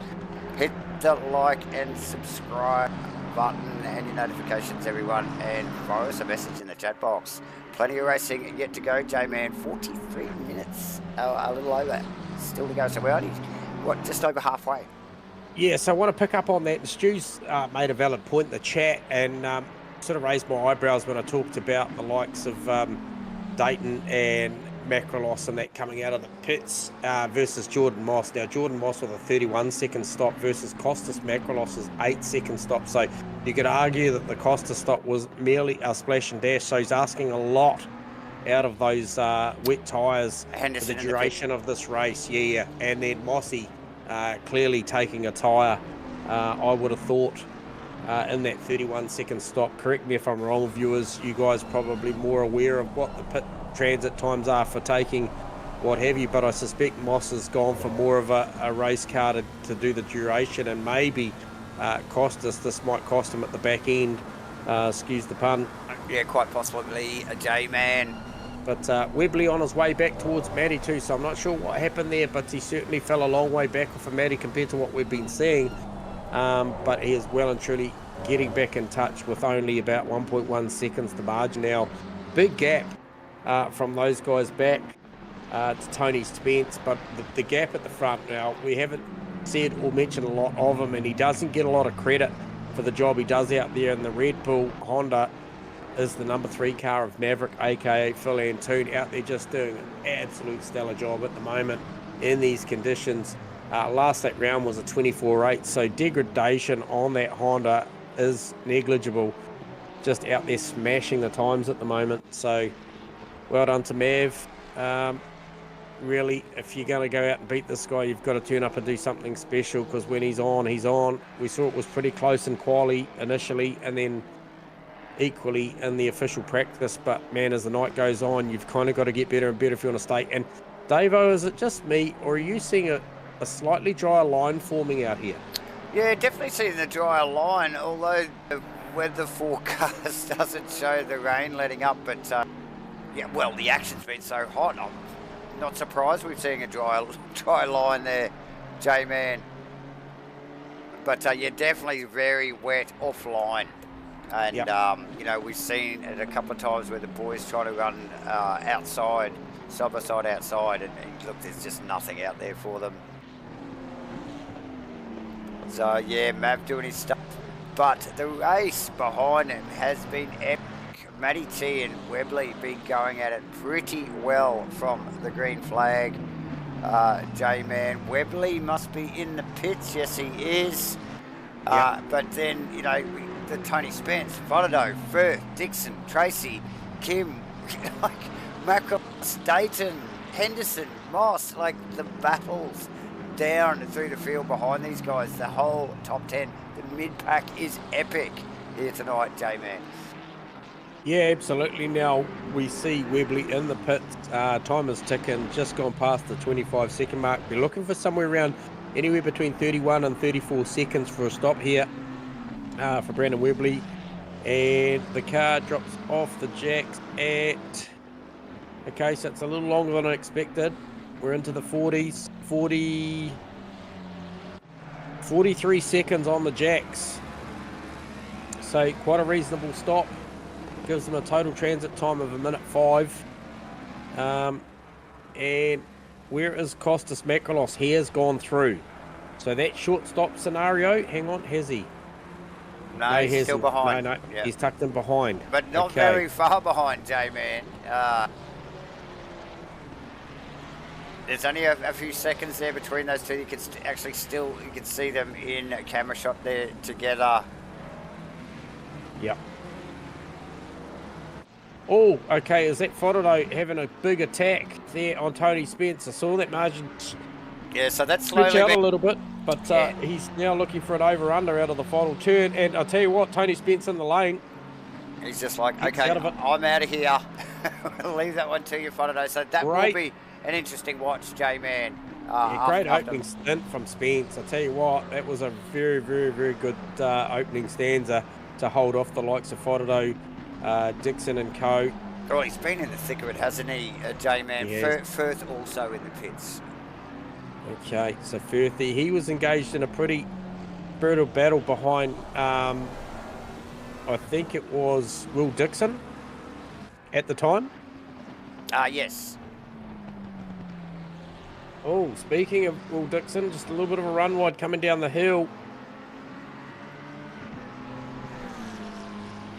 Comes up through Surtees at the moment, but yeah, that was less than ideal. Now, Webley, where does Webley come out?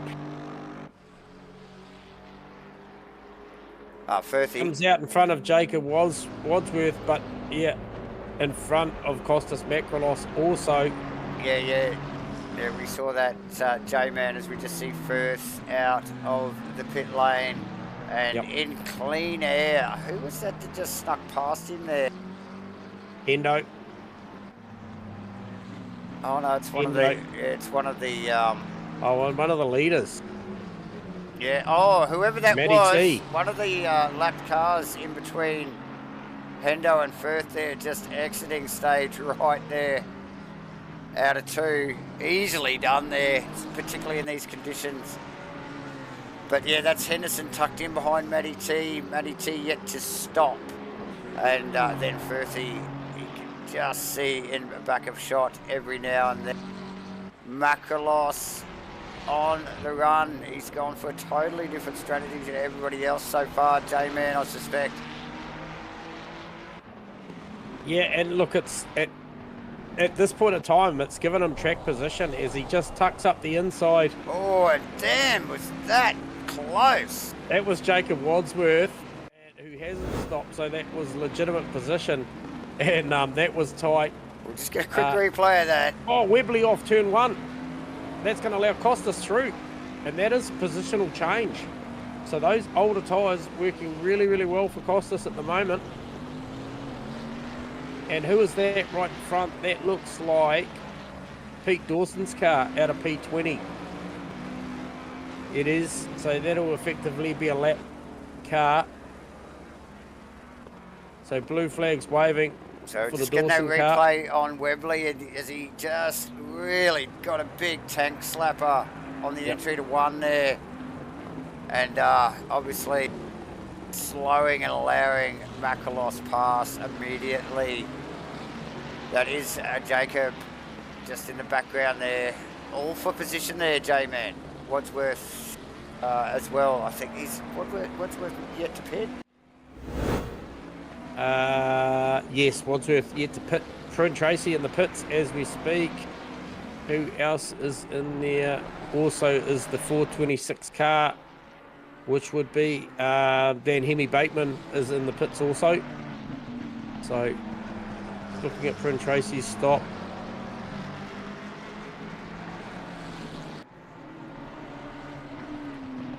Now Tracy should come out around about the 30 mark, shouldn't he? He'd be somewhere around about there. Firthy just... Oh, hang on. No, might be more... Yeah, no, probably would be. Just decks at the jack. Oh, yeah, first might get him here. First pass, J-Man. Yeah, rounds him up there, out of the pits. And Moss, where is Jordan Moss? He's rounding the final corner now. Okay. As Tracy goes through T1, so yeah, big gap back to Moss, and just in the background you can see the Craig McConnell Mustang, and with the bonnet back down, so big repair bill, a lot of work going on behind the scenes to get that back out on track here. Webley all over the back of Makalos. He wants that position back, J-Man. He does, he does. So this will heat up. Yeah, and he's likely got a better tyre on board too, so shouldn't be too much of an issue.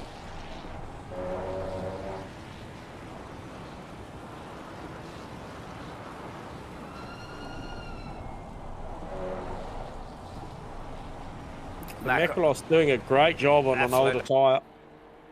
Yeah, but it's Ferrari v Mustang again now, isn't it?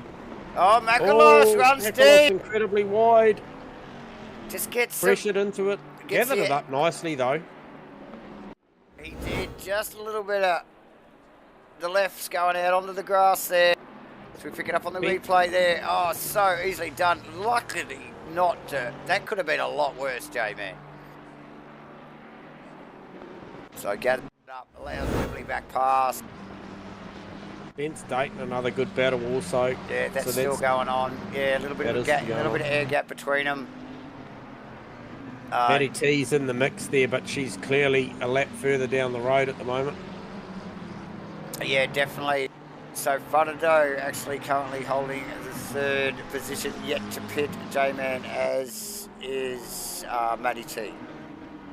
No, but obviously with Webley having to deal with Makalos Co is going to play into the hands of the margin of Fudado. So I'll try and give you an idea. 30. Because Dixon is yet to pit as well, J-Man, as we just see him rounding up Joe Grimmer. Yeah, hey, look, by my calculations, Fudado may have enough. On Webley, yeah. On Webley here. Yeah. No, that'll be an interesting battle towards the end of the race. Makalos, no doubt, will regain his composure after that little slip through one there, J-Man. And we'll regain that fight as well. So definitely one to watch. Dixon currently in fourth position.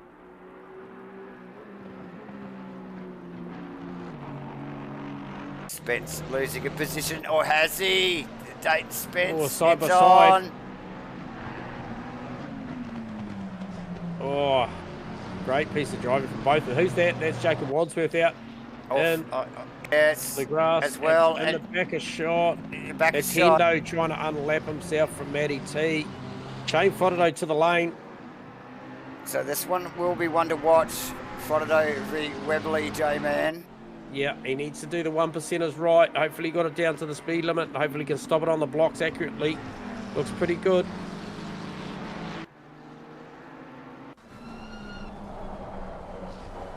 Where is Webley? Okay, he's just come out of Stirling. Coming towards the final turn now. Where is Fodderdo's pit box? He is, he's off the jacks. Webley rounding the final turn. Oh, this is going to be Fodderdo close, J-Man. coming out. It's going to be tighter for sure. So Webley cleared of the control line there. And here it is. And importantly, Shane gets out in front of Costas Makrolos and Cody Spence. Now, it was the Spence car that he battled with in the first part of the race, Davo. Yep. So, yeah, Webley rounding up, Fodderdo there. But, yes, like you said, key point there in front of Makrolos and Spence. Well, he can focus forward out on that Mustang and head down the road. I'll just get an update on that, what that looked like. So, Fodderdo with a 18-second stop versus 43 of Webley. So, Fodderdo looking for a quick stop there, maybe a refuel, and out of there.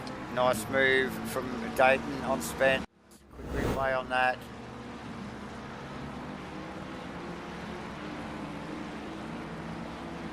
Into Surtees nicely. Yeah, nice move.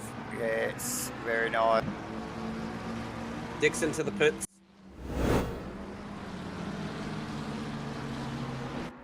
Okay, so Maverick also looking like he's done his stop, 32-second stop, 54 seconds outright, relinquishes the lead of this race provisionally to Matty T, deciding to run it very, very long.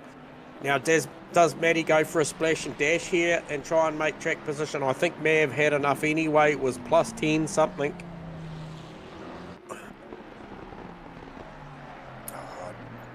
Fodderdo, very slippery out of one. Really feeling the temperature from Makrolos. Yeah, so Makrolos doing a great job on these tyres. I agree, Stewie. I thought that those tyres on that Fezzer would have started hurting by now, but I tell you what, still got a ton of pace on that car. What can we tell you about his last lap? Makrolos, 26.1. So not bad pace. Really challenging with Shane Fodderdo right now. Shane needs to just absolutely do everything right at the moment because Costas is right there to have a go. Both of them drop a wheel in the dirty stuff. They're trying. They're delivering nothing. Drop down through Dingle Dell, heading up towards Sheen. Got to be accurate here. Going to grab enough curb, not too much. And Fodderdo looking strong still, J-Man. Yeah, dip down into Stirling. Oh, Spence off track. Sorry, J-Man. We'll try and pick up a replay here. Spence. Oh, unforced. Allows Henderson pass and first, mind you. So unfortunate there for Spence. Now, I mentioned about Webley covering off Fodderdo earlier in the pit stop. They've done a good job. Now, what I failed to mention is if I sold Webley a little bit short here, and Matty's running long. Now, Webley's stop, I can tell you, was 43 seconds. Now, that'll come into play when we see Matty stop as to what shakes out to effectively be second or third between Matty and Brandon Webley, because Webley's got enough over Shane Fodderdo, who's battling with Costas Makrolos at the moment. So it's a battle of I believe the podium will be Maverick by a comfortable margin, but Matty and Brandon Webley, that is not done, Davo. No, not at all, J-Man. Moss in the pits. Why is Mossy in the pits? I think that's it. Is that his pit stop? No, he'd already stopped. Mossy had already done a stop. He'd done about a 31-second stop. So, not sure what's happened there. It's unscheduled. Thanks, Stewie. So, Moss going for another round of pit stops. J-Man. This is on. Cost us Shane Fotterdo. Fotterdo with a wheel on the grass on the exit of the final corner there. Very close. Cuts across the nose. Full faith and Costas' ability just to maybe just lift that little bit more and allow that McLaren through. So left it to the last second as we just pick up on a replay, J-Man. Yeah, wow. Very close. And nice work from both parties there, J-Man, to keep that together. Yeah, stunning. Yeah, I'd be concerned at the moment as we see that beautiful move there. Oh, and it started with that rub on the grub. Rub of the grass on the way up for Fotto. Yeah. So what's concerning me at the moment, mate, on my data is the fact that Maddie last lap round 26.2. Webley's lapping in the 24s, 24.9 last lap round. Best lap of a 24.2. Webley's got pace at the moment. That car is looking good at the back end of this race, and I can guarantee if we're talking to him later that he'll be aware of what the number is he's running versus Maddie at the moment. So viewers, the podium may be settled, but the order is not. Yes, no, definitely not. But look at Webley with a few slip-ups after his pit stop. So look, he really does need to hit some good solid numbers. Maddie without a mistake really yet in this race, and currently holding first position provisionally, but yet to stop. And I tell you, a battle that's been there the whole race. Makalos passed. Round the outside. Okay, here we go, picking it up on the replay now. J-Man out of one. Oh, Fotto with a big slip. Yeah. And Makalos easily round the outside. Fotto really didn't want to let him go with it though. No, he wanted a challenge. He definitely wanted to make him work for it. That is, who's that in the background there? That's Pete Dawson, mate. Out of position, Pete Dawson in the Bentley. Yep. So, great battle still going on with Firthy and Hendo, Dixon. Dayton's just on the back still of this battle of Fotto and Co. A little bit further back, but yeah, so that battle there, that is 6th, 7th, 8th, 9th respectively, with Dayton, Dixon, Henderson first. That's, where is Spence in all that? Not too far behind, J-Man. Yeah, he's just, after that little bit of incident, he's a little bit further behind, but 24 odd minutes to go. How far does Maddie push this thing? I feel like she's going to run the absolute long stint on, I'm not sure. How's her times looking? Okay, so I'll give you an update. The last lap time she's just run, which is now, was a 25.4. Webley's last lap time was a 25.4. I'll give you an update when he does cross the line about what he runs. So they're on level pace at the moment. However, his previous laps were significantly better, so making net gains there. And I wonder whether he's aware. Henderson past Dixon. Oh, is he? Or is he? It's still on, J-Man. Oh, and here comes Firthy. Look at this. He's got nowhere to go. Bump drafts Dixon. And he's up the inside. Oh, that was so tight. As they head up through 30s, up the straight, heading to Pilgrim's Drop. And I tell you what, that's super tight. You can see Hendo having another look back through. Well, he lost there to Firth. Dixon, man, that changed so quickly there. Yeah, that's a hot little fight going on there, Jamie. That's a good battle going on there, for sure. Oh, wheels in the air from Henderson. Yeah, over the curb. Even Dixon was probably a little bit wider than he would have liked. And big dive to the inside from Hendo. Oh, is that too much from Henderson? Oh, really did himself no favours there, J-Man, losing a good 10 or more car lengths with that big look.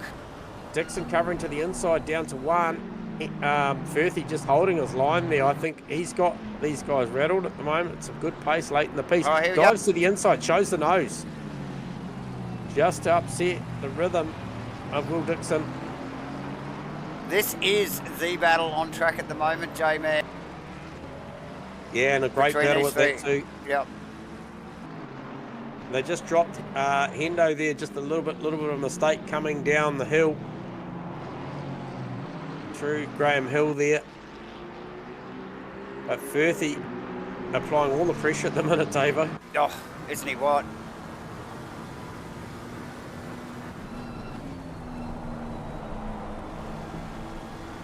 So Macmelos has managed to pull a bit of margin on Fodados since making that pass.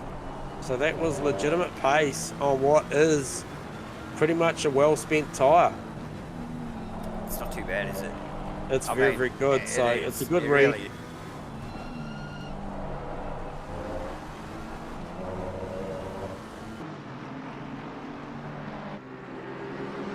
Maddie still pressing on with the lap here. She's just tucked up in behind the likes of Matt Dayton. So that gives you an idea about how far through the field she's running without having made her stop. Dixon covering into one, did himself no favours, that's allowed. Look, and Firthy wasn't even close. He's having a big look up the inside He here, is fights now. it down there. Hendo's like, I want a bit of that. He's tagged on the back now again. Great patience and pressure from Nick Firth in this phase of the race. And we can't exactly remember where we saw Firthy qualify, but it wasn't, I don't believe, his best qualifying session. So he's raced forward very well tonight. And been in the walls a little bit. So a good solid run. Even with a bit of a touch up here and there. But look, next cab off the rank will be Henderson. Dixon has got a mirror full of Hendo's Aston there now, J-Man. Yeah. Yeah, I was going to give a bit of a shout out to Mav out there, currently running P2 with Maddie having not made her stop. Fastest lap of the race at a 23.870. Firthy off the track, gets all the hard work done and then throws it all away very quickly. Recovers well into the left-hander, which is Sterling, and makes his way heading down to the final corner just to save that. Oh, just ran wide, no curve. Yeah, lucky to keep Dixon out there, J-Man, really, as we just picked that up on that really quick replay there. Yeah, it just shows you in an instant, you know, he did all the hard work and then undone it, or nearly undone it very quickly down in the back sector of the track there. So just got to be super accurate in these tricky conditions at the moment.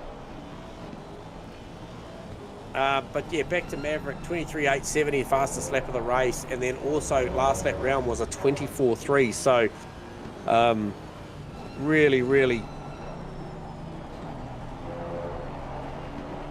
going all the way. Ooh, great question, Mr. Steve Rees. I thought there was a compulsory stop. You could, no, actually you're right. We got green boxes, so there isn't one. So well spotted, Mr. Steve Rees. Good to see you tuning in, buddy. I think there is, but the box, I don't know what's going on with our data tonight, J-Man. So. Yeah, I thought there was compulsory fuel. I could have been wrong.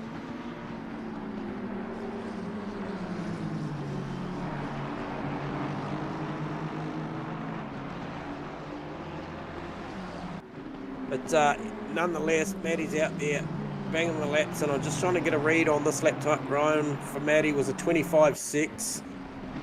Webley's last lap time was a 25.3. So just really conscious about what that number is, because, you know, if Webley can make sort of 2-3 tenths every lap, we know that he had the pace to run with Maddie and the gap wasn't that big. Discord says CPS is only for the 120-minute races. Oh, yeah, okay, copy there you that, go. mate. Rightio. So, Maddie onto something here. What is the margin? Where is Maverick? Where is Maddie? Okay, so Maddie is... Okay, so she's just coming out of Surtees. She's got 17.5 minutes to go on that rubber if she wants We to just go. lost Maddie. We cursed her. Oh, my gosh. Oh no, she's been having techie issues tonight, and there Oh, she dear. goes. It was a shame. I just saw her flash back to pits. What could have been? That is Oh, that's so racing on the unfortunate. internet. Oh, J-Man. So that changes things. So Webley gets gifted P2. Costas, effectively, when he comes back around, will start showing third on the timing board. Now, Fodderday will be fourth. He's worked hard for that position, J-Man.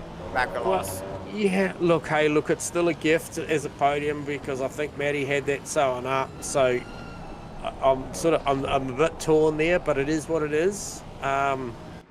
Third position, Costas Macrolos, you can see it there, 12.5 seconds up the road to Brandon Webley. Yep. So he has worked pretty hard for the margin. However, the position is probably a little bit of a gift at the moment. So unfortunate stuff. You're still going to be in it to win it, J-Man. Like I mentioned, Costas actually working really hard to get his car into fourth position and now gifted that podium position, J-Man. Yep. Now, still plenty going on in the background with Dixon v Henderson both in running the Astons this year as the Flames leg for the side of the 997 Dixon car as they run up towards Pilgrims and down the hill again here, J-Man. 47 laps in. And a little over 15 minutes to go. Yeah, and you know what it does too is it robs us of the unknown of what that would have looked like with the likes of Brandon Webley and Matty, because I think that was shaping up, which is a real shame. But nonetheless, mate, you've got to be there. You know, some of these things get taken out of your hands. Costas Macrolos, this could be an absolute night for you, my friend, where, you know, it could have been oh so different, because if we went back around about 40 minutes from here, I wouldn't have picked this car on the podium at all. Played a strategy call here with the fuel and the tyres and worked himself into track position. You mentioned he did have to work hard. For sure he did, with the likes of Shane Fodderday. I think that was a legitimate battle that he had the upper hand on, and I was surprised by that. Other great performances too, I think. Nick Firth, definitely. Yep. Very, very good performance. Matt Dayton, from the start of the night when I first saw him turn a tyre in that McLaren, the official practice session, I thought, mate, they were the first laps he's run this week, because it didn't look good. He'll understand what I'm talking about, and then he certainly got everything hooked up and going in the right direction. Steve Crossland's going to rue tonight, although he has worked very, very hard to come back to P14 of what was effectively last after that really early lap 1 incident, heading around the back out of Stirling and ended up with a whole load of damage. So great drive back from him as well. But look, still battles going on. Firthy, I don't think's given up on potentially a top 5 with hunting down Matt Dayton there. And from what I've seen out of Firthy tonight with the battle that he had with Dixie, Spence, and I think at the time was Nathan Henderson, I think he's good for it. Car looks good. Firthy looks good. Relishing his newfound fame up there playing in the Celebrity League. Isn't he what? James, as the field spreads somewhat now.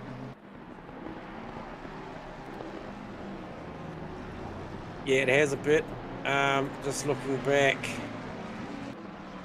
Mitchie Smith, far contrast from what we saw out of Mitchie Smith last week. Was really engaged in some good battles with the likes of Jordan Moss and co. Oh, yeah, and we just picked him up on a replay there just earlier, J-Man. Yep. Throwing it off, unforced, allowing Crossland past in the 43 Simblacks Honda, J-Man. So, yeah, just in a bit of a recovery mode now, in clear air, but, yeah, probably struggling with the conditions a little bit. I think we have everybody has made their stops. apart from Maddie, who just recently. Why has Webley gone backwards? Webley has been in the wall. Oh, that thing does not look good, and he is under immense pressure now from Shane Fodderdale, and I don't think Shane's going to have to work too hard for this podium because the front of that Mustang is a sorry state. It is beaten. It is well beaten, J-Man. Yeah, I'm not sure if we can catch a replay on that or it's too far back, but that thing, look at Shane, he's just lining up. Webley's got nothing to fight with there. Oh, so that's tough. So, look, and we thought that podium was set in stone, J-Man. We did. Clearly it wasn't. And this is big because that's a car that's out of P2 in the championship. Now, two big names taken out of this thing tonight already, effectively. I mean, obviously, there's still just under 12 minutes to go, and we'll see what Brandon Webley can do with this thing. But Bryn Tracy out of P3, Matty T. Oh, he's off track again, which has allowed Dayton Park. Is Firth going to be next? Firth is going to be next as he limps that car around the track, Damon. That is well beaten. Oh, Matty, so sorry for your condolences, mate. You absolutely were having a stellar night. Give us a read, mate, if you will. I know this will be a tough time for you, but on what the strategy play was, looking like, you know, were you coming in to stop? Were you watching the margin on Webley? You had earned that. Really sad for you, mate. Yeah, look, this thing's got a big sting in the tail. It started with the loss of Matty T with a disco, and then obviously a big upset now with Webley in the wall. And Webley's struggling with this car. Oh, hey. Say it in here Yeah. Jump in, Matty. Mate, condolences, mate. We were rooting for you. Were doing so well. Can you give us a read on what the strat was, and you look good. What was likely to play out? I just had to splash like 5-6 litres. Okay. So I'm not sure what the delta was to Maverick. I believe he took tyres. So I don't really know. I'm not sure of the data, but it's looking good. At least it was. Yeah, it would have been tight because even with I think Matty, even with something like 5-6 litres, you'd have been somewhere between 6 and 8 seconds. Yep. With a total trundle time of about 30 odd seconds for the lane, and I think he was about 31 seconds on the stop. I think he had plus 10 or something around that on you, so it was going to be tight, mate. And I think what we saw out of Macrolos is the tyre could survive here in these conditions. So I think you're on the right strategy. And we saw you with those tech difficulties at the start of the night, Matty, so it's obviously just played on from that. Yeah, just internet's been cutting all night. I'm lucky I got that far, to be honest. So, hey, look, if it's any consolation, poor old Webley is dropping like a stone at the moment as well. He was a guy that, championship-wise, early in the piece, obviously it's early days, Matty, so if you're going to have one of these bad results, it's good to get it out the way with. Oh, yes. Drop round and all. My best track, though, I don't think it's going to get this good again. Oh, look, you've turned up for season 6 looking super fast, Matty, so you got to keep your chin up, mate, and come back fighting and try and put this one behind you next week. The interesting thing will be on what the situation here is at Rainlight is in respect of time completed versus will you get anything out of this. Yeah, not sure, we'll see, but it's all good. It's a fun race anyway, and I'll leave you guys to it. Yeah, awesome. I appreciate the chat, Matty, and condolences, mate. You're doing so well. Thanks, Matty. Yeah, thanks, guys. Have a good night. Awesome. Matty T, everyone. Oh, really licking her wounds there after an internet failure, putting her out of the race, and it was looking solid. Just with an insight to her strategy, Jamie. Was really lining up for a race win there. Yeah, hey, look, I think, you know, I love the confidence. I love the belief. I think, you know, much like real race drivers, I think sim races we often talk about on our broadcast, it's a confidence game. And, you know, look, if you're feeling it, you're feeling it. And, look, Matty looked really good. You know, I was obviously talking about, not without knowing what the strategy was, was she doing enough to cover off Webley? Well, clearly, I think at that point she was, based on the fact that she was going for a splash and dash. And then really looking forward to Maverick. So I entertain that that mental psyche. I think, you know, look forward, not backwards. So yeah, definitely, Jay. And now look how things can so quickly change with Webley limping a very busted Mustang home and dropping positions. Brune Tracy on his way. He'll be looking to catch that as Brune Tracy out of search and Webley just running down off the drop there now. So look, we've got what, nearly 7 minutes to go. Webley could drop another position here, J-Man. Yeah, he could, and I'm pretty sure. So this is he's just battling at the moment just to bring this thing home. I'm pretty sure I just saw 777 clearing his drive through. So, Webley off again. Yeah, no, that car is not well. Yeah, 777 drive through cleared. So that's Jordan Moss having a real tough go at it tonight. Not something we'd come to expect out of Geordie the Boss Moss. No, definitely not, as we see Firth working over the back of Dayton now. And that Dayton is working over the back of Fotterdo, That is mate. Fotterdo. So that is third podium position. is not sold. The podium is definitely not side sealed or delivered. Oh, these three at it again, J-Man. I think Firth. Here we go, Dayton. Dayton gets a wriggle out of Surtees. I tell you what, he's got good overlap here. He's got it. Nice work from Firth. Made it happen. Yeah, beautiful. Opportunistic, but you've got to be there. Yeah, not to forget from Mossy, but I'll tell you what, I will be interested to know whether we get to interview him on the podium or not, how many positions that this 56 McLaren of Nick Firth has made tonight. It's stellar. Stellar job, J-Man. Yeah, absolutely. Dayton and Fotterdo both will come out of tonight, irrespective of whether they make the podium or not, just having an absolute blinder because, look, these variable conditions have really suited the racing of these boys tonight. Oh no! Unfortunate. Yeah, just missed the brake mark. Tags Firthy into one. Firthy gets it going again. Where is Hendo? Hendo's tipping it into turn one. He's probably going to come in with enough pace to try and get Dayton here. That's a shame. Dayton clearly missing his marker there, J-Man. Yeah, and that's probably robbed Firthy of an opportunity. Yeah, with 4.5 minutes to go, that's left. Now Fotterdo coming up out of Surtees, heading towards Pilgrims or Firth. Now just getting out of Surtees himself. So, no, J-Man. That is crazy stuff going on as we start winding down to the end of this. Henderson now on Dayton. Henderson looking for the outside. Yeah. Gets the. He's going to get it. He's got it done. Yeah. And I'll tell you what's not going to get any easier because next cab off the rank will be Will Dixon coming.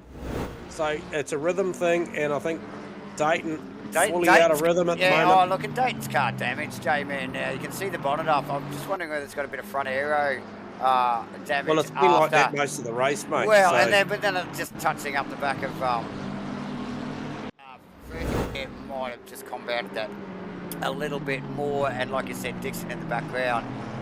Who is that? You can see that is Spence in the background flashing the headlights as he rounds some lap traffic.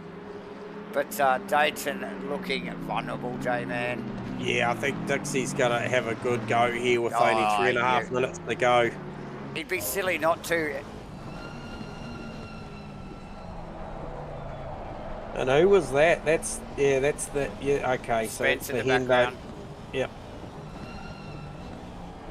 Yeah. Plenty going on as we wind down the final 3 minutes here. Hasn't the dynamic of this race changed so much? With everything that's gone on, mate, like I've just got to pick on it again, and we don't talk about this guy a lot because he's out there racing in another postcode. He's looking to go to the next race circuit, but 52.7 seconds up the road from Costas Makalos is Maverick. So, you know, you've got to just tip your hat to the drive, the consistency. Last lap round 24.6, the consistency of Maverick. Yeah. You know, I don't know where he's lapped back to. It must be, bloody hell. it'll be a long way. Back to 11th or 12th position or something. I'm not sure exactly where he's sitting at the moment. So, Yep. little over 2 minutes to run, ladies and gentlemen. As it looked like a vulnerable Matt Dayton fends off. I think he's still vulnerable here, mate. Oh, I totally agree, J-Man. Now Hendo, who has had an up and down race. Here we go. Shows the Dixie nose looks again. to the inside. And just that little look can break the concentration of the driver in front. We've seen it a couple of times here tonight. And look at the background, Tony Spence. Yeah. Off just such a stellar drive tonight. Opening stint was mega. Pitted the car from P4 tonight, officially. So that wasn't, that was all earned. And then still finds himself P8 at the moment. So great drive as we see. Good run with a good run once again. Oh yeah, but Dayton covers again that inside. And they make this happen this time. Oh. Yeah, rounds it up, a little bit too wide for Dixie. Oh, Spence though. Spence is going to grab him here. There it goes. Presence of mind to be there. He runs a little bit wide. Dixon's going to get it back.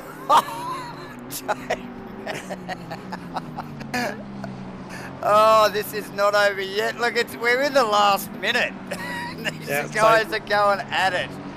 So I think we're effectively going to see one more lap after this, because Maverick is heading down to the final corner with around about 40 odd seconds to go. So we're going to see one more. So that puts him in behind Spence. Rightio. Yeah. So he's lapped all the way to P8. Yes. Yep. Well, and there is a ding-dong going on just in front of him here as well. Spence v Dixon as we wind down. Mav on the final lap. You can see him in the background now. He's catching these guys quickly. So just trying to see, Webley managed to drop back. He's dropped back to 10th. Now we've got a late pit stop there too from Jacob Wadsworth as well. So it's going to drop him back a little bit too. So maybe a bit of a net gain there for Steve Crossland, and potentially Worcester and Co. I think we'll get him.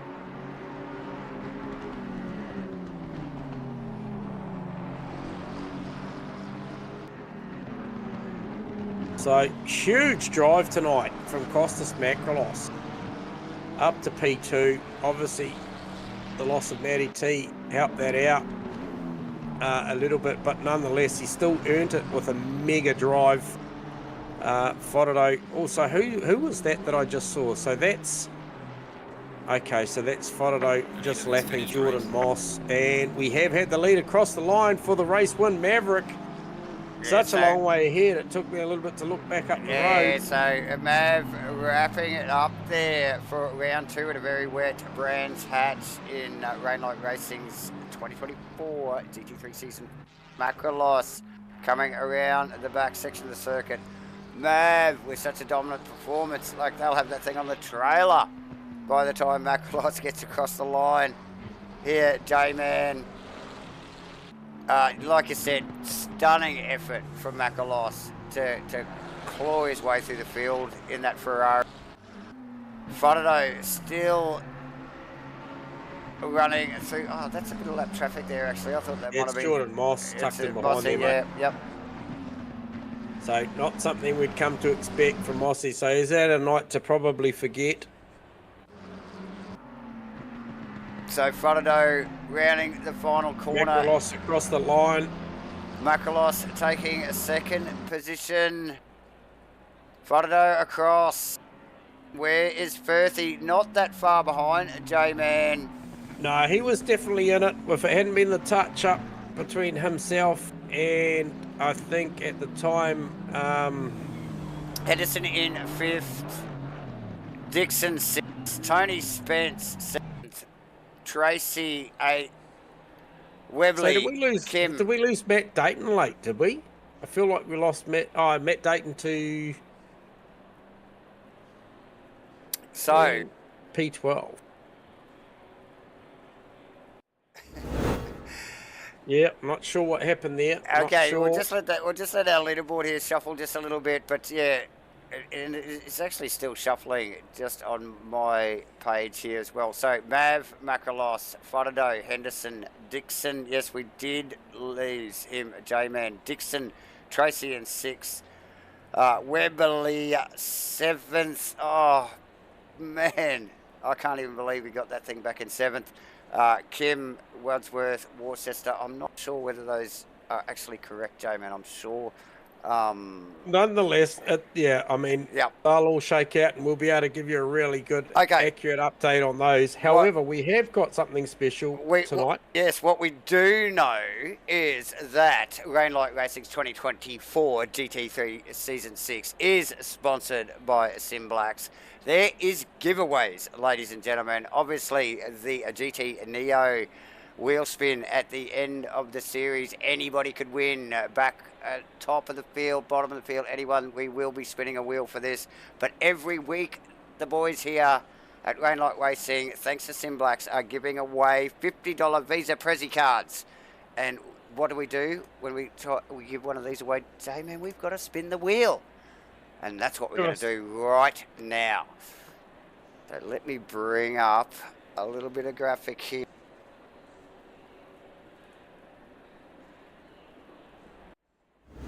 There we are. There is the wheel, ladies and gentlemen. All right, here we go. So, live wheel spin. This is for $50. Once you've won it, you get wiped off the wheel. Who got it last week? Worcester, I think it was. Or Wadsworth. I think it was. Yeah, here we go.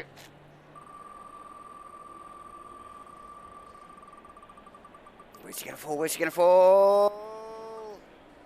Joshy Nightingale, J-Man, is the winner this week for the $50 Prezi gift card. Thanks to Simblacks. Thanks, Joshy. Well done, Josh. Well done, mate. So, nice work from, obviously, Simblacks and Rainlight Racing. And well done to Josh Nightingale tonight, winning the $50 giveaway. J-Man. Now, we need to talk to some people. Okay. All right, so first cab off the rank tonight will be Mr. Shane Fodderno. Where is Slambo? Where is he? We'll try and find him. There he is. I got him, Davo. I'm going to grab him. We got him. Yeah, we'll grab him down. And just a mega night for this guy. Shane, give us a recap, mate, on that night of racing for yourself, mate. P3, congratulations. How did it play out for you, mate? I'm still wondering how I got there, to be honest. I wasn't expecting that, to be fair, far out.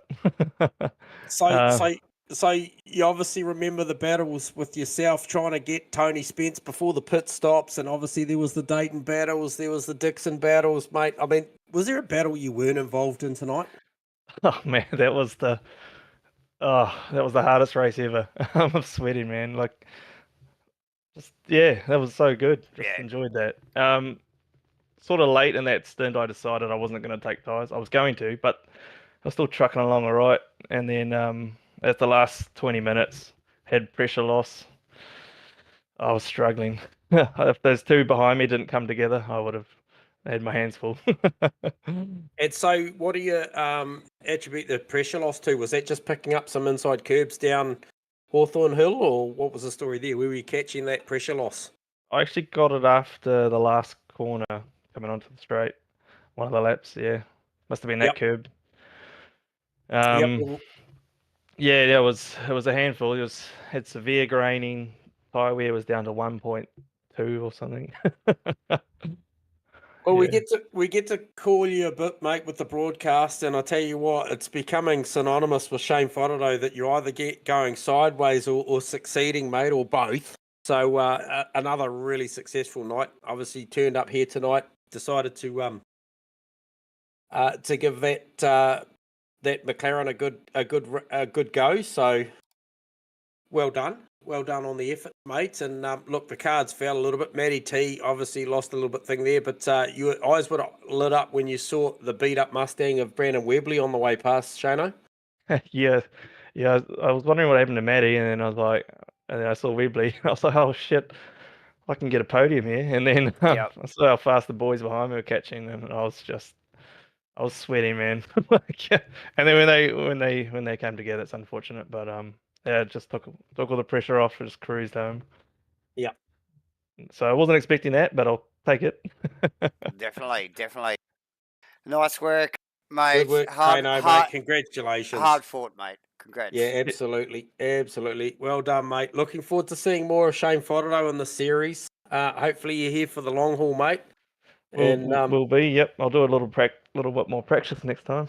Awesome. Good to hear. Yeah. Good to hear from our end, but maybe not good for the other drivers. So good work, mate. We will talk to you again next week, I hope. Well done, Shano. Good work, buddy. Really enjoyed watching you go to work tonight, and yeah, enjoy that one. That was well earned. Cheers, guys. Thank you. Cheers, mate. Thanks, Shane. Shane Fodderdo, everyone. And the next drive, got to give it to this guy. Was an absolute dogfight out there. Costas, you got us on channel, mate? I got you, buddy. Mate, that, like, you absolutely earned that drive. You threw it out on a limb, pit stopped early to do the splash and dash. Mate, how much tyre was left on that car at the end? Quite a bit, actually. Like, I didn't really notice too much in the car from start to end, really. It just held the tyres really well. Must be a Ferrari thing. Yeah, lots of big battles along the way, mate. Like, seriously, with about 40 odd minutes to go to the end, I'm going to be honest with you, mate. I'm a fan. We've obviously watched you for a couple of seasons now, and we know the ability that you've got. But to be honest, wouldn't have picked that car being a podium car early in the piece, mate, because you were really in the thick of it. But you just really ground that one out. And obviously, we lost Matty T there in the piece, but nonetheless, you still had to go and take that one from Shano. And then, like Shano, your eyes would have lit up when Webley put that thing in the wall, and you got that position as well. But you earned every one of them tonight. Thanks, guys. Yeah, just I knew it didn't have the one lap pace to keep up with all of them here, but I just thought, splash and dash, get out of the traffic and see what I could do. Yeah. Well, it clearly worked. Yeah. Brilliant stuff, mate. And hey, look, that's a great way to kick off the second round. You came into this one after the first round and P6. Obviously, everybody in front of you, other than Maverick, you did a better job then tonight. So you're going to see yourself move up in the series. It's a great way to start your campaign here for season 6, mate. You're looking good. Yeah, pretty happy with this way I'm starting this year. Let's just keep it going. Go the Gatorade, mate. Well done. Definitely. Costas Makrolos, really enjoyed the entertaining drive you put on tonight, mate. Enjoy that one, and no doubt we'll be talking again soon. Thanks, fellas. Keep up the good work. Cheers, mate. Thanks, you. Mate. Let's Costas out of position 2. And we'll see if we can just quickly bust in amongst the reporters and everybody trying to get this guy's celebrity status. He's probably on his way to the next racetrack. Mav, you got us on board? Hey guys, how are you? Oh, mate, like I just keep wondering every week, can you make it look any easier? Trying conditions and, mate, still banking low 24s at the back end of that race. That thing looks so hooked up, Mav, at the hands of yourself. Yeah, that Honda, she goes all right, I reckon. And lapped up to, I think, around about P8 overall, Mav. I think you'd have probably been looking for those milestones through that race because there wasn't a lot else happening in front of you, mate. Yeah, I think I was just racing the clock in the end, but it wasn't easy. I'll tell you that. It was had a few moments. So yeah, it was just a bit of concentration lapsing, but it was good fun. Yeah, and can you give us an insight, mate? Obviously, we're looking for stuff that may have been on your mind during that race. We saw Costas Makrolos actually do that really quick splash and dash. Heard from Matty T, came down and had a chat to us after a disconnection, saying that she was looking at something like, anything from a 6 to an 8 second stop to splash the gas and go again. And given the fact that you did I think around about a 31-second stationary there, Mav. Was that at all a concern, or you were double digits at that point? Was that ever a factor, worrying about Maddie doing a splash and dash? It occurred to me. I wasn't sure, but I just thought put a new set of tires on because I was starting to feel the drop off a little bit, and I just wanted the extra grip. So, but yeah, I saw Maddie come in, and then I saw her get disconnected, and I thought, oh no. So then the pressure was off. So yeah, I wasn't sure what she was going to do. So yeah. It And was a big, shaping up to be a close one, that's for sure, mate. Just at our end, just looking at the data. So, Yeah. unlucky for her, but Yeah, it would have been very close. I think if she probably would have come out in front, but then you'd would have had been a a bit tire slower. underneath you. Yeah, Yeah. correct. So would have made for a good good ending. And a mega pole lap too, mate. I got to add too, because obviously we saw official practice. It looked pretty tight as far as the times, hovering around that sort of, I think 23.7, 23, ish, and then really went out there, banked a nice one in quali, and then really stomped the authority at the back end there. Mav, were you surprised by the time that it delivered in those conditions, or you sort of knew you had it from the deltas? It was a bit foreign territory with the greasy track, so I had no idea what time was good, what wasn't good. But the grip was reasonably there, and I wasn't sure what everyone else was going to do. So yeah, I was pretty happy in the end. It was just a little bit of a push. Try not to make any mistakes, but yeah, could have gone south pretty quick. I think just one little turn and one little curb, and it would have been all over. Yeah, and look, great job tonight from yourself and the rest of the field and the admins here to get this thing underway with what was a trying start to this race, Mav. But couldn't help but think on the, I guess, the formation, trying to get the grid order sorted on that first unofficial formation lap and then get going again. And I couldn't help but think that, were the tyres in the right phase at that point? Because realistically, you only got probably a half of a decent cycle lap up at best once you guys got going. So was that a factor? Yeah, I think I suggested to do it an additional lap just for that reason. So the tyres were very low and blue, and just threw it out there. Most people were like, "Yep, do another lap." So that kind of helped, I think, because I could imagine turn one would have been just a nightmare for most people in the pack. So just did that one extra outlap. Helped a bit with the brakes and the tyres, and I think most people. Actually, I'm not really sure what happened, but hopefully most people had the brakes under them. So Yeah, look, if it was status quo on last week, you'd have grown the lead by another 7 points. However, it's actually going to be different than that because Kostas Makrolos out of P6 last week goes P2 this week. You're back to back first position again, so top of the table. So you'll extend that lead into round 3 comfortably as well. Obviously, with the loss of Matty T. And then Brandon Webley dropping like a stone at the back end after some late damage.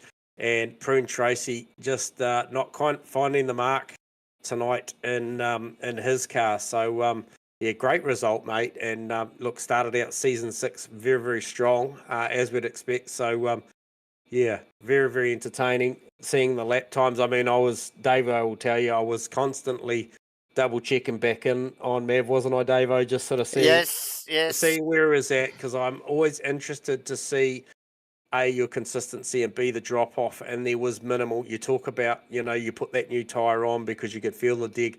I certainly couldn't see it, Mav. It was sporadic at best. If it did fall off, it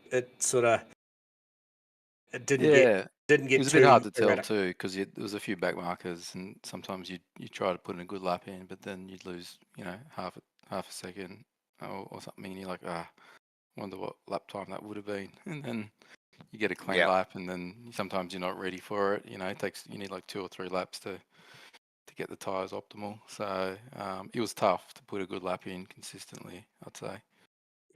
You did a great job once again, Maverick. Appreciate the time you take to talk to us, mate. We really do. And got that Red Bull number 3 Honda on the top step again. So well done, mate. And no doubt we'll be having a chat to you this time next week. Love your work, buddy. Cheers, guys. Thanks. Thanks, mate. Thanks, Matt. Feel that tune, everyone. Okay, Mav, J-Man, what a cracking race that was. Plenty going on right down to the final lap. Those guys, they were still at it. So a little bit of an awkward start, obviously, with some technical issues. But look, as soon as the green flag went, can I just take a moment, Davo, just to grab a guy that probably feels a little bit hard done by at the moment, but still worthy of a chat, just to give him a bit of pumpers, put some air back in the tyres, which are probably a little deflated after the back end of that race. And it is Nick Firth. And I just wanted a quick shout out to Firthy based on the fact that, look, great drive, Firthy. You were in with a shot, I believe, of a podium opportunity. A little bit of contact at the back end, mate. I hope your chin's up because you got a lot to be proud of after that drive, mate. Thanks, lads. That was definitely a hard one to take, but I finished in 4th place, and that's well beyond what I anticipated for that race. So, and I, just shout out to Dayton as well. I know he's a solid driver. I know he didn't mean it. He apologized immediately. So, still hurts.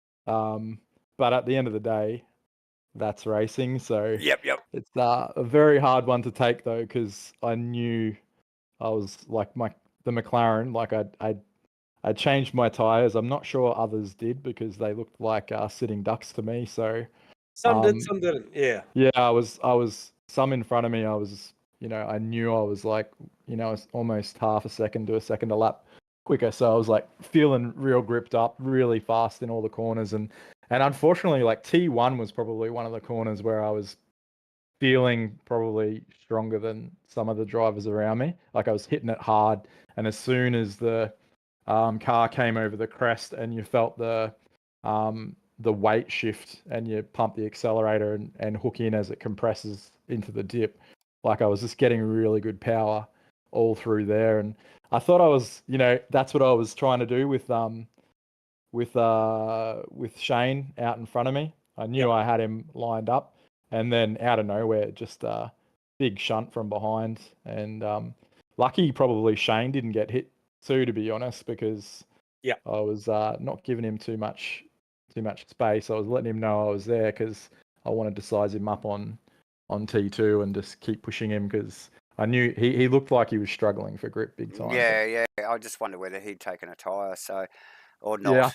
I think he mentioned to me that he hadn't taken tyres, and I think he might have had a like a pressure loss in the front right or something. So he was struggling. Yeah, he was suffering from a bit of deflation from the final turn, as he mentioned. But hey, nonetheless, mate, like what just refresh my memory, what was the quali position? What was the starting position, 30? I can't remember. I think I was like 16th or so something like that. So you'd have to be proud of the drive, mate. And I can't help but think, mate, since obviously we've watched you now, MatchFit's been a part of broadcasting for Rainlight Racing for a little bit now, and we've watched the rise of Nick Firth, and look, you've really taken to the red carpet, mate. Your celebrity status is quite fitting at the moment, and mate, I like to throw a few good overtakes in there, a few little battles, and a little, clinch your butt cheek sort of moments. There was definitely a couple of those towards the end there. I think the overtake on the outside when at Hawthorns, mate, before Jingle Bell was a beautiful move. Yeah, I was watching my proximity map and checking my mirrors the entire time, but I felt confident that I was good on the brakes there, so that was nice and clean, I felt. But I just want to reiterate to Dayton, I just don't want him to feel bad about that. I've been on the other end where I've done the bump on someone, and it is what it is. He did the right thing, and that's what racing's about. So he made a mistake, called it out, and he's a quality driver, so I want him to do well next race too. So Yeah, so if you're listening, Matty, really what he's saying is watch your back, mate. He's got your turn one next race. No, I'm just joking, Bertie.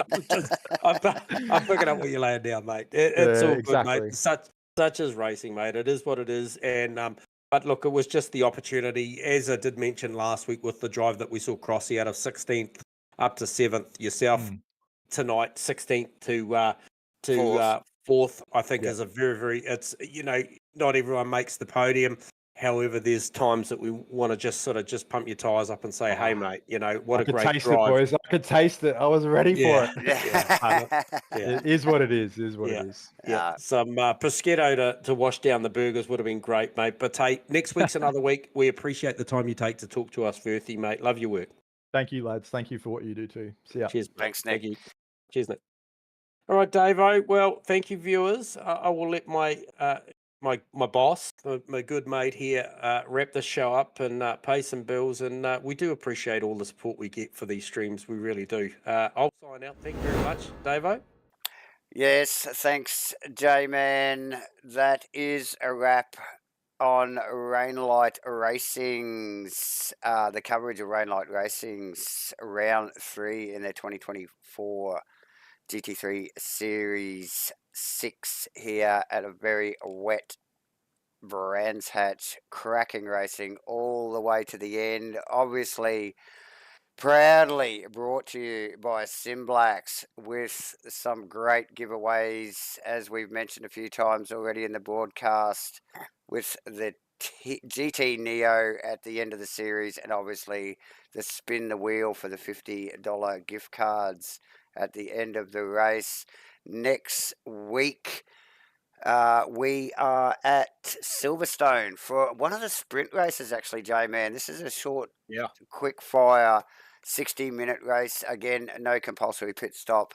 So that's going to be a cracker before we're back off to Snetterton for a 120-minute race. But we must thank again Rainlight Racing, Simblacks, Crosscut Woodworks, True to Life Racing, Crossy 43 and Hendo, and of course MatchFit Entertainment for delivering the goodness again tonight.